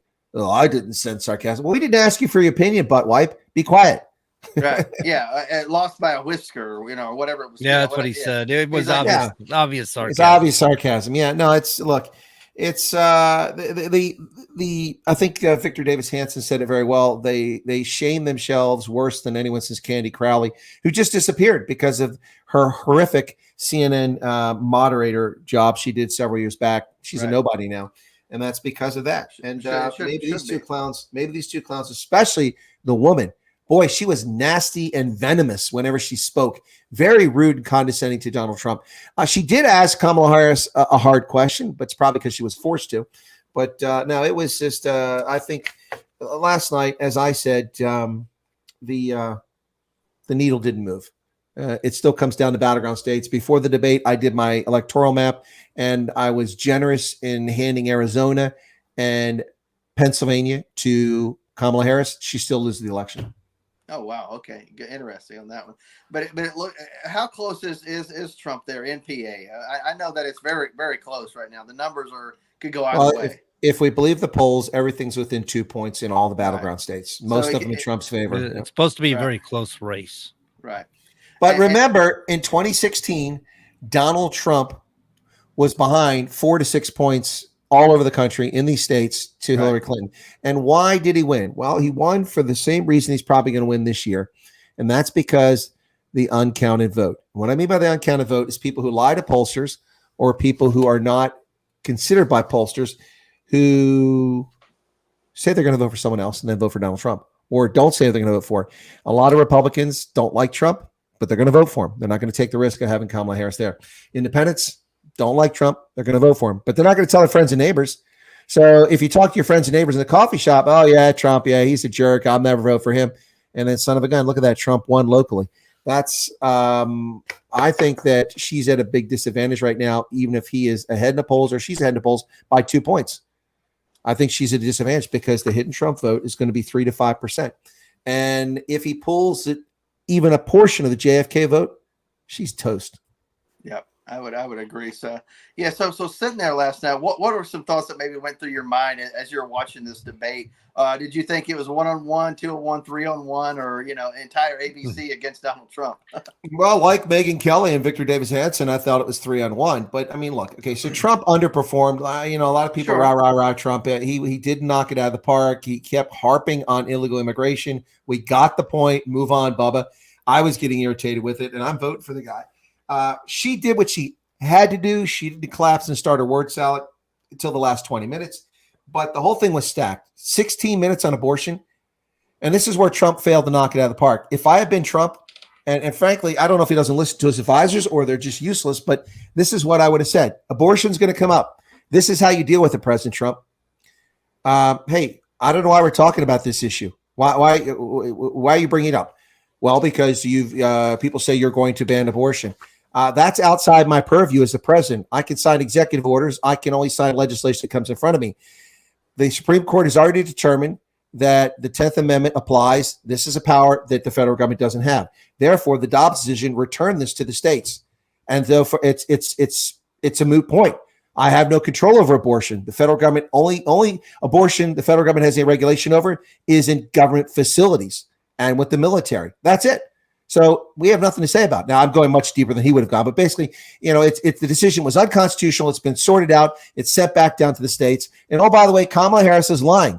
There isn't a single state in the union where abortion is illegal. There isn't a single state in the union where a poor woman who can't afford a flight boards a plane and flies to another state to get an abortion. That's a lie. That's a misnomer. Now, there are states where women who wait 6 months to get an abortion have to go somewhere else to get an abortion in another state because states have restricted who can get an abortion and when to get an abortion. But abortion is legal in all 50 states and territories. So I don't know why you're asking me about this. It's not something I'm not even going to address as president. Who is briefing Trump? They're idiots.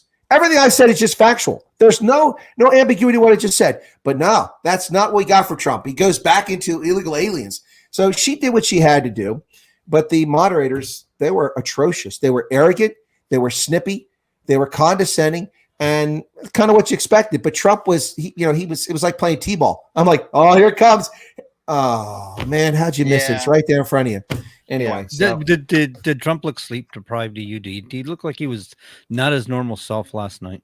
He looked a little tired. I think in the eyes he looked a little tired. Of course, he is a little older, but he didn't look run down like, let's say, Joe Biden would or did. Yeah, no. I'm not saying he was weak. I'm just saying like I don't think that's what it was. I think it was seemed a little out of sorts to me. He was out of sorts, and I think it was either he took her too lightly, or he was poorly prepped, or he was prepped well and ignored the people who prepped him.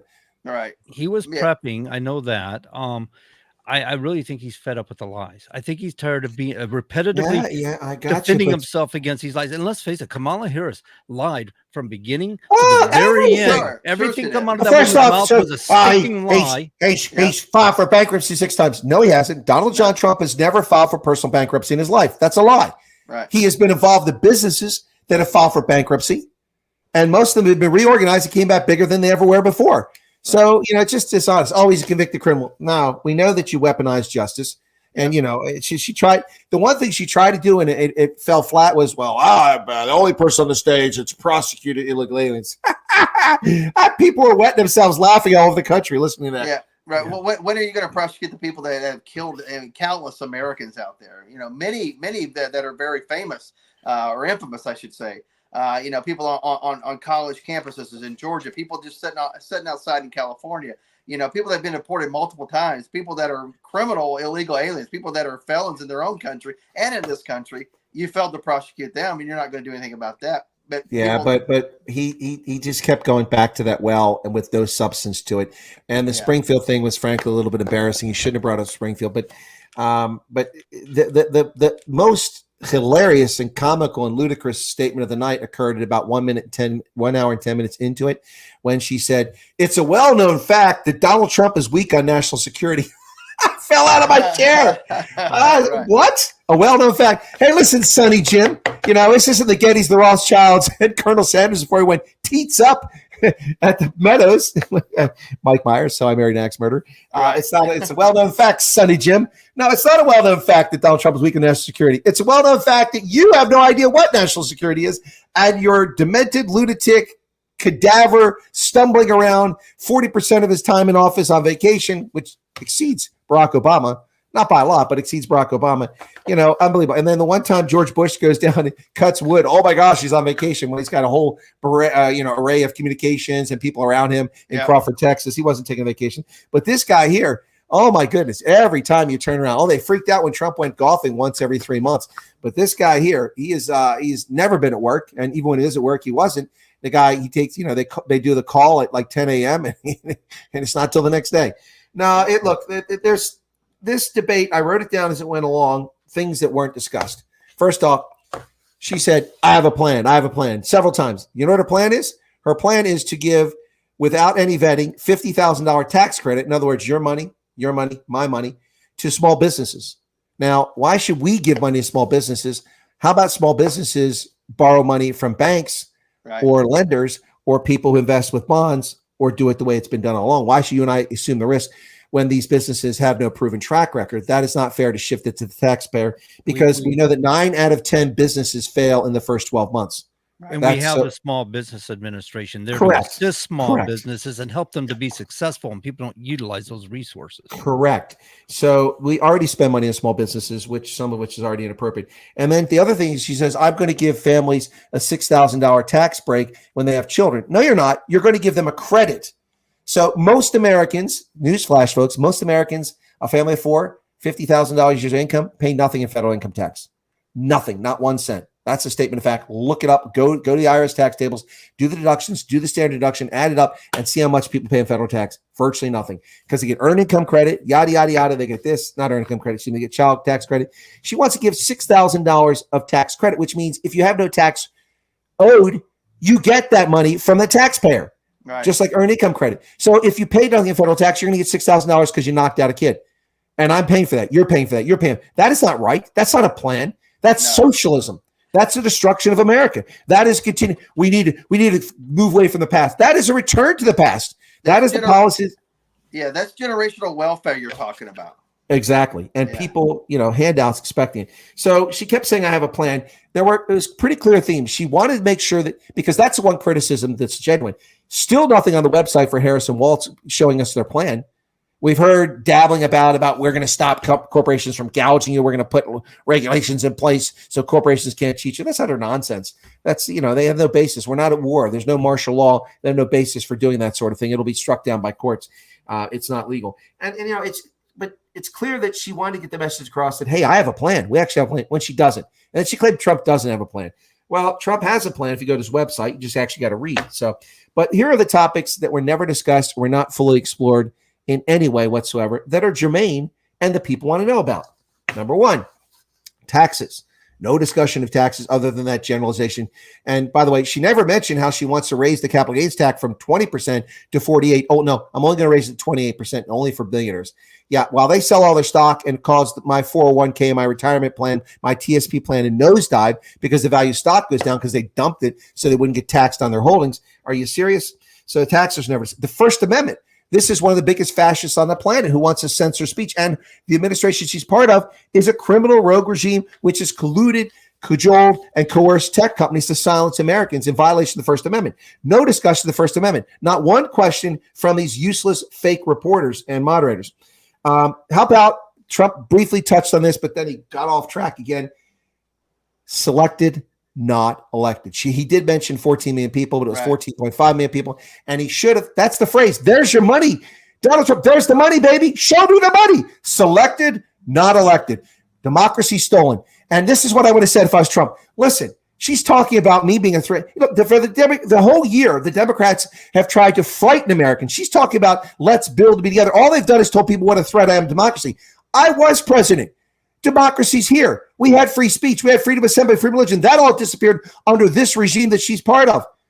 She was not elected. I was elected by Republican voters in 50 states and 4 territories in a democratic process. She got 0 votes in the primary. She was selected, not elected. That was never, who is briefing him? Selected, not elected should have been the phrase. That should be an ad today, selected, not elected. These people that run his campaign are idiots, complete idiots. Then what's a couple of ones here? So Afghanistan. All right. Afghanistan was mentioned, and Trump tried to talk about it, but he was lost and confused. And it's kind of like when he was talking about the governor of Virginia, and he was talking about the governor of West Virginia, and he was confused. We're talking about the previous governor of Virginia who glorified killing babies after they're born. Also, when they fact-checked Trump, they were just arrogant and smug. For the record, there's not a single state in America that allows children to be executed after they've been born. That's not what Donald Trump said. He said if they had their way, they want the baby to be killed. And in fact, the former governor of Virginia said that's what we're going to put in place. So that's what Democrats want. But they said as if he actually made the claim, and he looked silly with people who weren't paying attention. No mention of the deficit. $2 trillion deficit in 2025 by this administration with her as part of it. That's larger than the entire federal budget was in the year 2000. Not a single mention of the deficit. This is unbelievable what wasn't mentioned here. What else have I got down here? Border czar. That was briefly mentioned, but she was never held to account. They gave her a free pass. She got like a 30-second answer on it. Trump brought it up. That was it. He tried to bring it up, but they raised it. I mean, the smug female raised the question and asked it of her, but she gave a 30-second response and never answered the question, and then went on and blathered on about, like she typically does, about something unrelated. And she never said, yeah, okay, but Madam Vice President, you haven't answered the question. Never did that. So that's 1, 2, 3, 4, 5, 6, 7 apropos topics that should have been discussed in this debate that were not even raised. Afghanistan was raised and the borders are, but only in a cursory fashion. Look, the fix was in, but it was always going to be in. Donald Trump should have known that. His team should have known that. And he should have been ready for when she screwed up. And she screwed up repeatedly. And he only once or twice hit it out of the park on her. All in all, very disappointing performance by Donald Trump. But again, people are going to vote for Trump, Last night, here's the biggest thing. Even though she held her own, arguably, she didn't move anybody. No. A lot of people were undecided. Actually, she lost last night because they weren't impressed by her. They know what they're getting with Trump. No matter what the press says, they know who Trump is. He's a loudmouth. He's arrogant. He's impolite. He's impolitic. But hey, he leads and America succeeds. Oh, there you go. There's the Trump's logo. Trump leads, America succeeds. Damn it, I should be on the Trump team. Give me a call, boys. Right? Well, yeah. Selected, not elected. Good one. Selected, not elected. Trump leads, America succeeds. I'm just going tonight. It's like the solid gold dancers are coming on stage. Marilyn McCoo. Shawnee wants to know what Harris was saying about Trump and the Taliban. Do you recall that, Chris? She brought up that Trump and his exit strategy to leave Afghanistan was to negotiate with the Taliban and leave them in charge and so on and so forth, which Biden actually did. Yeah. Well, no. The whole thing got botched because people aren't read in on what the agreement was. Right. When the Trump administration reached an agreement, they didn't hail it. It wasn't a big thing. Nobody's paying attention because it was Trump. And most people don't know what the details were. But Trump also screwed something too. And I wish he wouldn't do this, but I get why he does it because most people really don't know. We did not leave behind our military equipment. Congress purchased and gave $100 billion worth of weapons and hardware to the government of Afghanistan. It wasn't ours to take. If we take it, we would have been stealing it. Right. So that has nothing to do with it. What Trump should have said is the following. Again, this is what have knocked it out of the park. I reached an agreement with the Taliban because the Taliban was attacking our troops. And I threatened them if they continued, they're going to be turned into glass. And I showed them photographs of their homes, pictures of their wives and kids. After they finished wetting and soiling themselves, they stopped attacking Americans. That was the agreement. We reached an agreement with the government of Afghanistan, which you just lied about and said they weren't involved. They were involved, but they had to reach certain thresholds. They had to achieve this before we would withdraw completely. In the meantime, we ended combat operations. We only had troops there for security training of the Afghan forces, which made them credible, and the Taliban would not attack the government in a serious fashion while there were 10,000 U.S. military trainers on the ground for fear that they might strike them. The only combat force on the ground were a special reaction force to protect our troops. The timeline was set, the plan was in place, the milestones and thresholds were in place. Your administration, for a photo op, speaking of Eric, a photo op, announced that on September 11th, we would be out of the country. Why September 11th? Talk about arrogance and disregard and disrespect for the people who gave their lives on September 11th. That's what you did. But there it is right there. But he's just going on about, we left the equipment behind. That is not what happened. So anyway, but he didn't have to give that detailed information. All he had to say is what I said there in the end. We had an agreement. There were milestones in place. Your administration violated the milestones and abandoned them and then withdrew with no reasonable plan in place. People died. Biden lied and people died. And Harris was part of it. Remember, Kamala, you're proud to tell people you're the last person in the room that made those decisions that led to the death of 13 Americans. 13 Americans whose funeral you didn't show up for. 13 Americans who you didn't have the respect to show up at Dover Air Force Base for the respectful return of remains. You remember when Joe Biden kept looking at his wristwatch. I mean, seriously, who wears a wristwatch in 2021? Who? Nobody wears a wristwatch. Joe Biden does, apparently. My goodness, everybody's got a smartphone or a fitness app. Anyway, maybe it's an Apple Watch. Oh, was that your second half of the slogan? So if Trump leads, America succeeds. Biden Yeah, lied, Trump- everybody died. There you go. There you go. And then don't forget, selected, not elected. By the way, greetings and a shout out to Amy Justine LaRue, a lovely young lady who's on the program, who's went through some heck and back a couple years ago. Welcome, Amy. Good to see you here.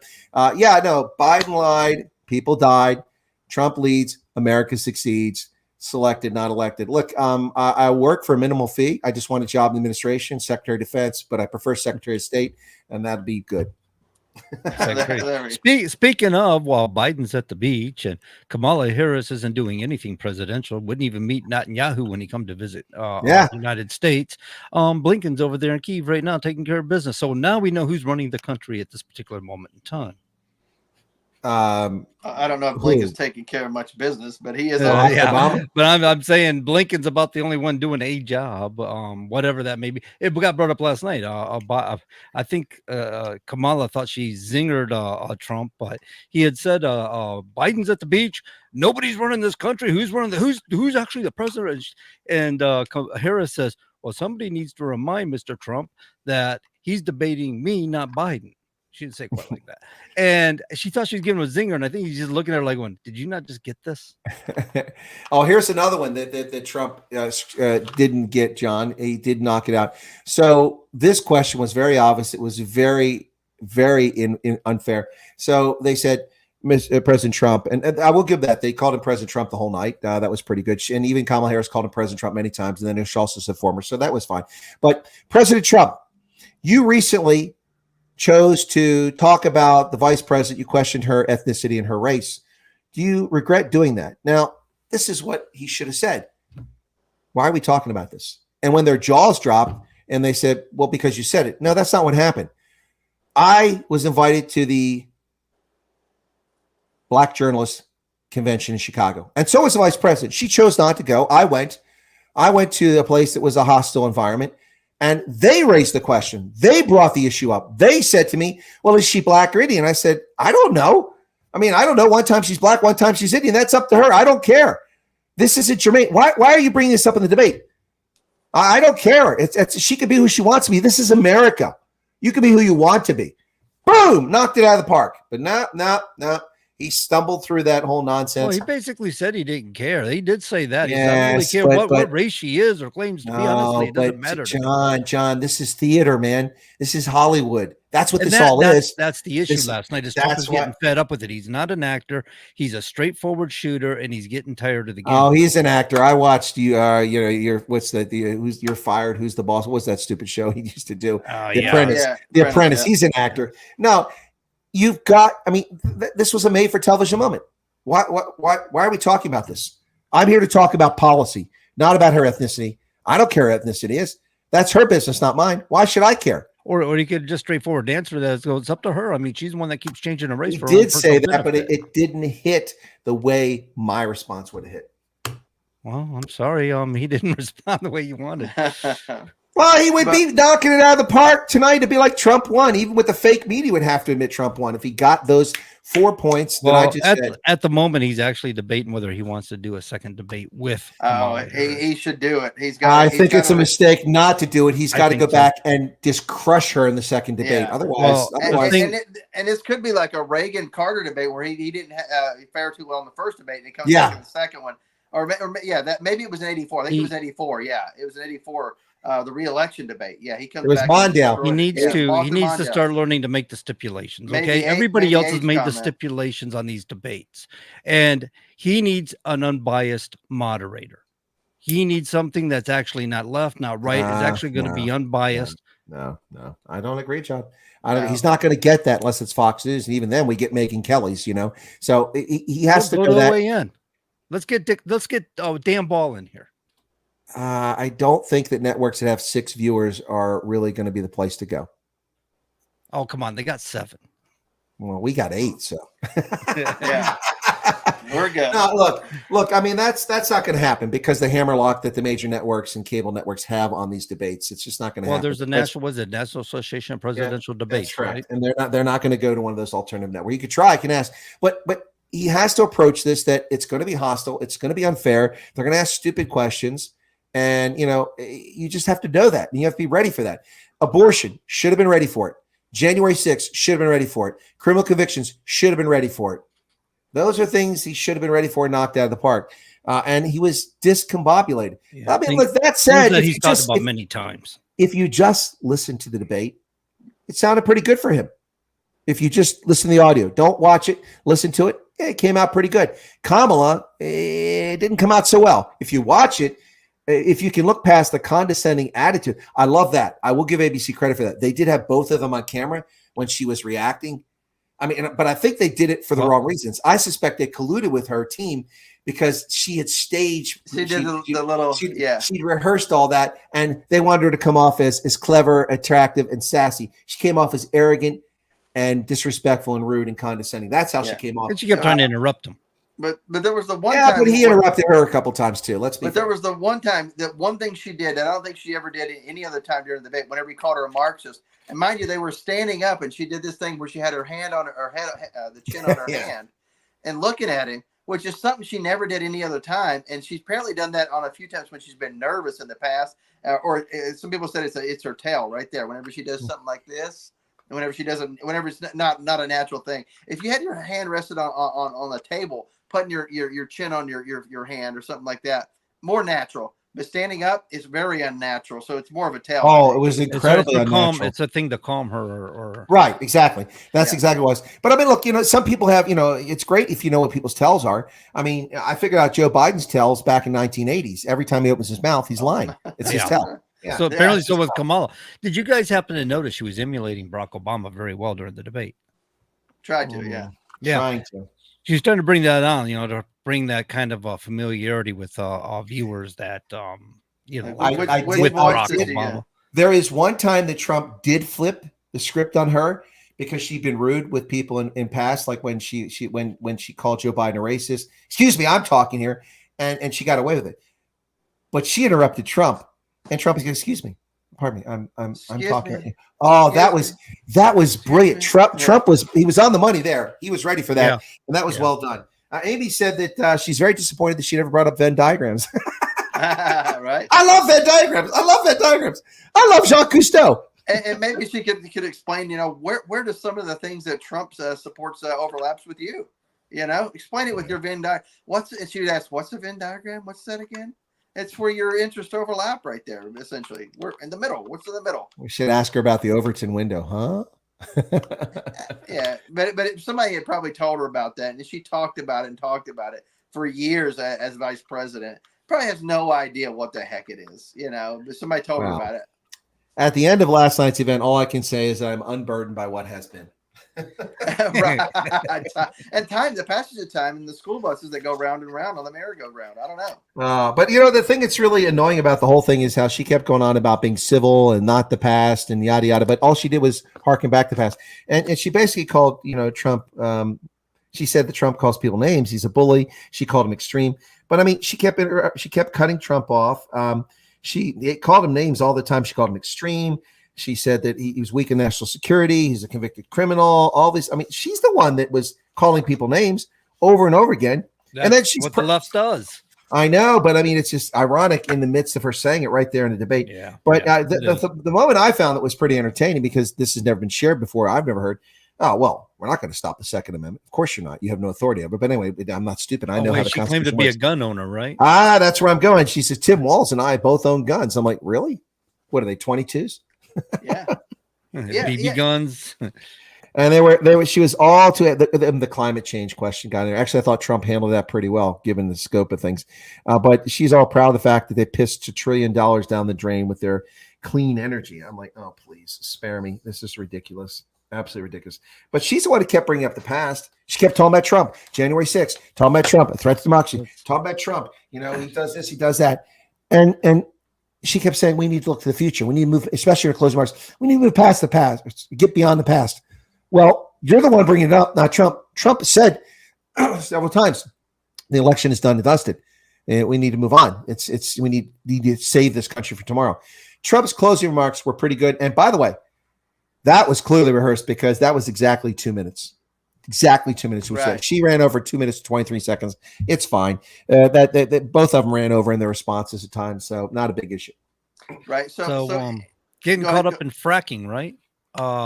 Oh, she gosh. is not against fracking, and I've said this many, many times, but yet in 2020, there's audio evidence that she was talking about banning fracking in Pennsylvania. Yeah, Trump had some word salad there saying she wasn't against fracking, and he meant to say she was against fracking. It got confusing. Yeah, no, she's clearly against fracking. She clearly, did you see her look when Trump said she raised bail money to get those criminals out of jail in Minneapolis? Of course she did. She tweeted about it. She went out there and asked people to raise money for it. I remember that. I'm like, this is a sitting senator trying to get insurrectionists out of jail. Where's her oath to the Constitution? And then she sits there like, I never did that. Listen, sweetheart, the internet's forever. Forever, baby. You can't scrub that stuff. It's there. If it's not in the Wayback Machine, somebody saved a screenshot of it on some computer somewhere. I'm sure Google's suppressing those searches. Oh, my goodness. By the way, her official tweets are required to be retained under the Presidential Records Act. Yep. So it will be there, and it's subject to a Freedom of Information Act request from the government. Even though it's on a public domain, you can request it because it's government record as well. And she did that from her official account. So that's there. I noticed that Nancy Pelosi has scrubbed her website and her Twitter account from when she was the Speaker of the House of the things that she said that were blatant, outright lies about the Trump administration, like Trump banned 350 million people from coming to America. Never happened. It's a lie. Trump hates Muslims. He hates black people because he just prevent them coming from here. Neglecting to point out that the Trump administration, by executive order on the day that he signed the restriction on 6 countries, which didn't ban them from coming, but kept people from immigrating here from those 6 countries, and it affected 30,000 people, not 350 million. The day he did that, he signed executive order that reinstated Chad, a majority black Muslim country in the Sahel, allowing people from there to immigrate to America because they had met the standards. So that stuff she scrubbed from there, but it's still there. It's a matter of public record. And the same thing with Kamala Harris. I don't know what she thinks. These celebrities, these politicians seem to think that the internet is something that's transitory and people forget about things. It doesn't work that way. It doesn't work that way. Yeah, I did that. I Googled myself on Facebook or something. You know, I searched myself and I saw some stuff, and I go, "What? Jack Wagon wrote that?" I'm looking at it's me. Well, speaking of what you went to said or didn't say in the past, Amy, who's South African, reminds us that her comment. She said, "My values have not changed. No one is taking your guns." But on Jimmy Fallon 4 years ago, she was interviewed and she said, "We will issue buybacks for all guns. We need to get guns off the streets." Well, that sounds to me like she's taking guns, guys. Yeah, absolutely. So what are some bright spots that you saw maybe from President Trump? I know you maybe touched on a few of them, but getting away from some of the negative stuff, just more specifically the positives that he should hone in on maybe in the next debate.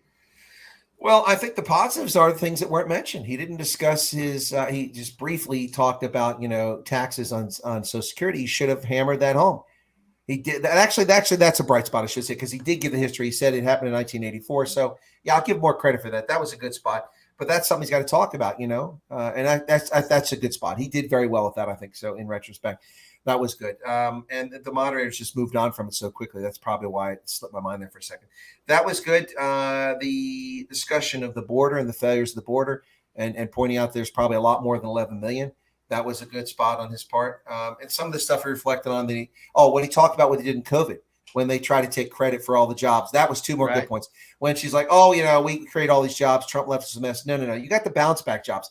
Those jobs were never lost. Right. The people are just illegally prevented from going to work by criminal federal regime and state regimes of fascist totalitarians around the country who deny people the right to go to work over a fictitious, cooked up scam related to a genuine illness. That's the bottom line. So those jobs never disappeared. They weren't created. This is the biggest lie of the Biden administration, is that they created all these jobs. They didn't create them. 32 million, 40 million jobs were not lost. They were suspended in animation for a year and a half while this garbage went on. And then companies went back to business and brought people back to work. And unfortunately, a lot of these idiotic companies tried to do distance, work. This worked out pretty well. People can work from home. It doesn't work. Only a handful of people have the dedication and motivation to do their job effectively from home. Most of them sit around and play Minesweeper and drink mint juleps instead of doing their darn job. That sounds like a good day, though. Minesweeper and mint juleps. Frankly, I would prefer to play Frogger, but I don't have the game in my house. I'm gonna have somebody make a shirt of you. It's gonna be you, Minesweeper, and mint juleps. And your picture's gonna be right in the middle. I think that's things that happen. I don't think anybody will get the point of that, but yeah, that's a pretty cool shirt. I'll get it. I think to Chris's point though about ineffective work ethics, we see a lot of that with Congress working from home and stuff like that. And it seemed like they were hard to get hold of. It was hard to get anything done with them. Hard to get anything.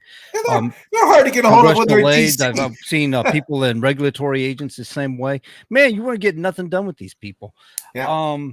Talking about highlights with Trump, I thought he was really good on the with the wars. Here Kamala's talking about, we've supplied tanks and bombs and stuff to Ukraine, and Trump's like going, well, I'm just going to use diplomacy and put an end to it. So she's basically talking about perpetuating a war, and he's talking about ending a war. John, that was another good point, because Todd was asking good points. Trump's like, people are dying. These are lives are being lost. That was very passionate and very much to the point and very poignant. And that was one of his best moments when he talked, and he brought it up a couple of times. This is not about, giving arms and selling weapons, and she's like, we relied on all our friends. Relied on our friends. There's no skin in the game. The Germans have got rid of old tanks. The Danes have gotten rid of old F-16s. They don't want anymore. They want stealth fighters. All they're doing is cleaning out the woodshed so they can get new stuff. Yeah. And we're financing it. This is ridiculous. The Europeans have not done squat. We have carried the weight, $250 billion. She didn't dispute that because she knows it's actually more than that. We gave Africa an average of, $10 billion a year, $12 billion a year in foreign direct aid. We give Ukraine $250 billion in 2 years, 3 years. That's ridiculous. That's ridiculous. So Trump did a good job there. Now, the private pile in the chat, not to be confused with the Gomer pile, says that Trump brought Taliban leaders to Camp David and sat down. Yeah, he did, but that went both ways for Trump. She played off as if, you talk to fascist dictators and terrorists. So it played well when he said it, but didn't play well when she responded because he didn't get a chance to rebut it. The point is Trump will talk to people. And what they always talk about is, and she tried this, is, you gave away the kitchen sink. No, he put the fear of God into the Taliban. Yep. Negotiations sometimes includes threats. And that's what Donald Trump did. It's the same thing with North Korea. With North Korea, didn't have to threaten him. All you had to do was stroke little Kim's ego. And then suddenly North Korea stopped launching intercontinental ballistic missiles over the Sea of Japan, over Japanese airspace, which are acts of war. It no longer happened. And that's all it took was stroking his ego. We didn't have to give them oil like Clinton did, allowing them to survive as a regime.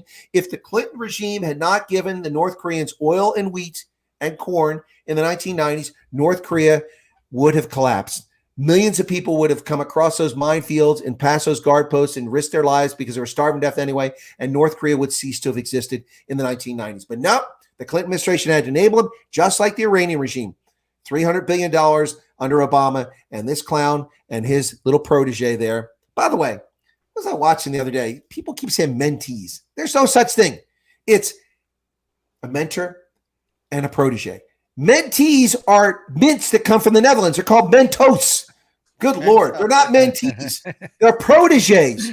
Look the darn word up. I'm so sick of people butchering the English language. There's no zers and zems and z's. His, her, he, she, it. That's how it works. Learn the English language. If you don't like it, learn another language. I recommend Russian or Farsi. I've tried to learn several different languages, and it seems to me I always get it as quickly as I learn it. I don't use it for anything. John, sorry, another one comes to point. This is where Trump failed to knock it out of the park again. Gaza.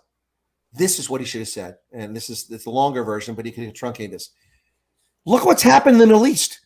My administration negotiated the first comprehensive peace plan of multi-nations in the region. No one's ever achieved that. Israel achieved peace with Morocco, with the Arab Emirates, with Sudan, with all these countries in the Arab world. They were at peace. Israel and Morocco are cooperating. They have exchanges, cultural, scientific. They're doing joint military exercises. El Al flights and Air Morocco flights fly between the two countries. That's never happened.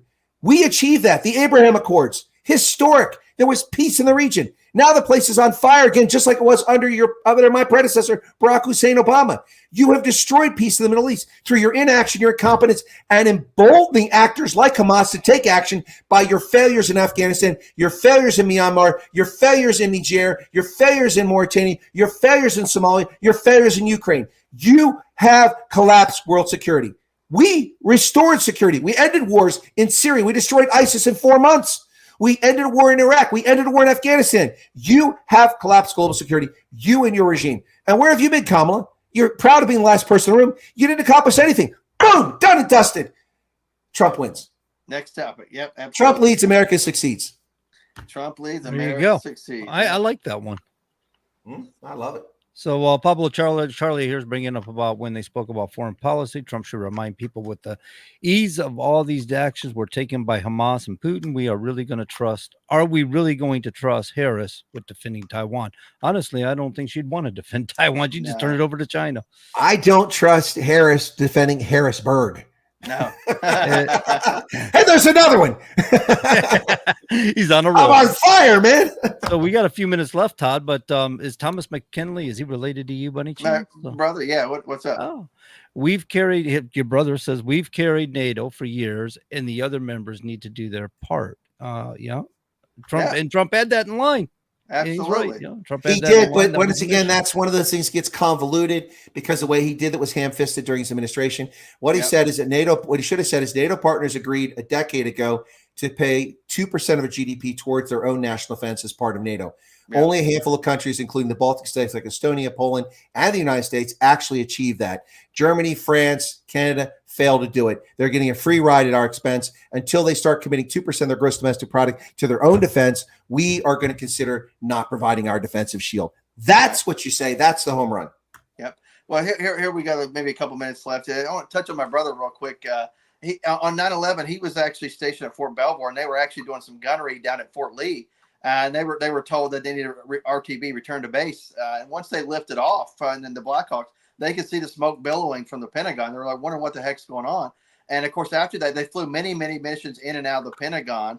One of them was to go, and I don't think it was his aircraft, but it was another aircraft from his unit to go pick up the SecDef, and he refused to leave. But they flew many different supplies in and out of the Pentagon, and I think even body parts as well. And also at the same time, they flew something up from the DARPA, Defense Agency for Advanced Research Project Agency, a special device up to the ground zero up in New York. It was an iPad. Yeah, no, but it basically could see even through the flames, see if there were bodies or anything like that. I don't know what the device was, but I think it's probably on the market now with private fire departments and public fire departments now. But it was a very advanced piece of equipment at that point, and of course, I guess once they took it up, they immediately unclassified it, so they allowed it to be reproduced and all this stuff. But he did several missions in and around D.C. and of course up to New York and Shanksville as well. He flew Governor Tom Ridge, who eventually became the Secretary of Homeland Security, up to Shanksville. Yeah, no, there we go. Todd, take us out. All right, take care, sir. We'll see everybody next week, 7 to 9 Eastern, right here on WSM 59 AM, 95.3 FM, the Common Sense Conservatives. Take care. God bless everybody.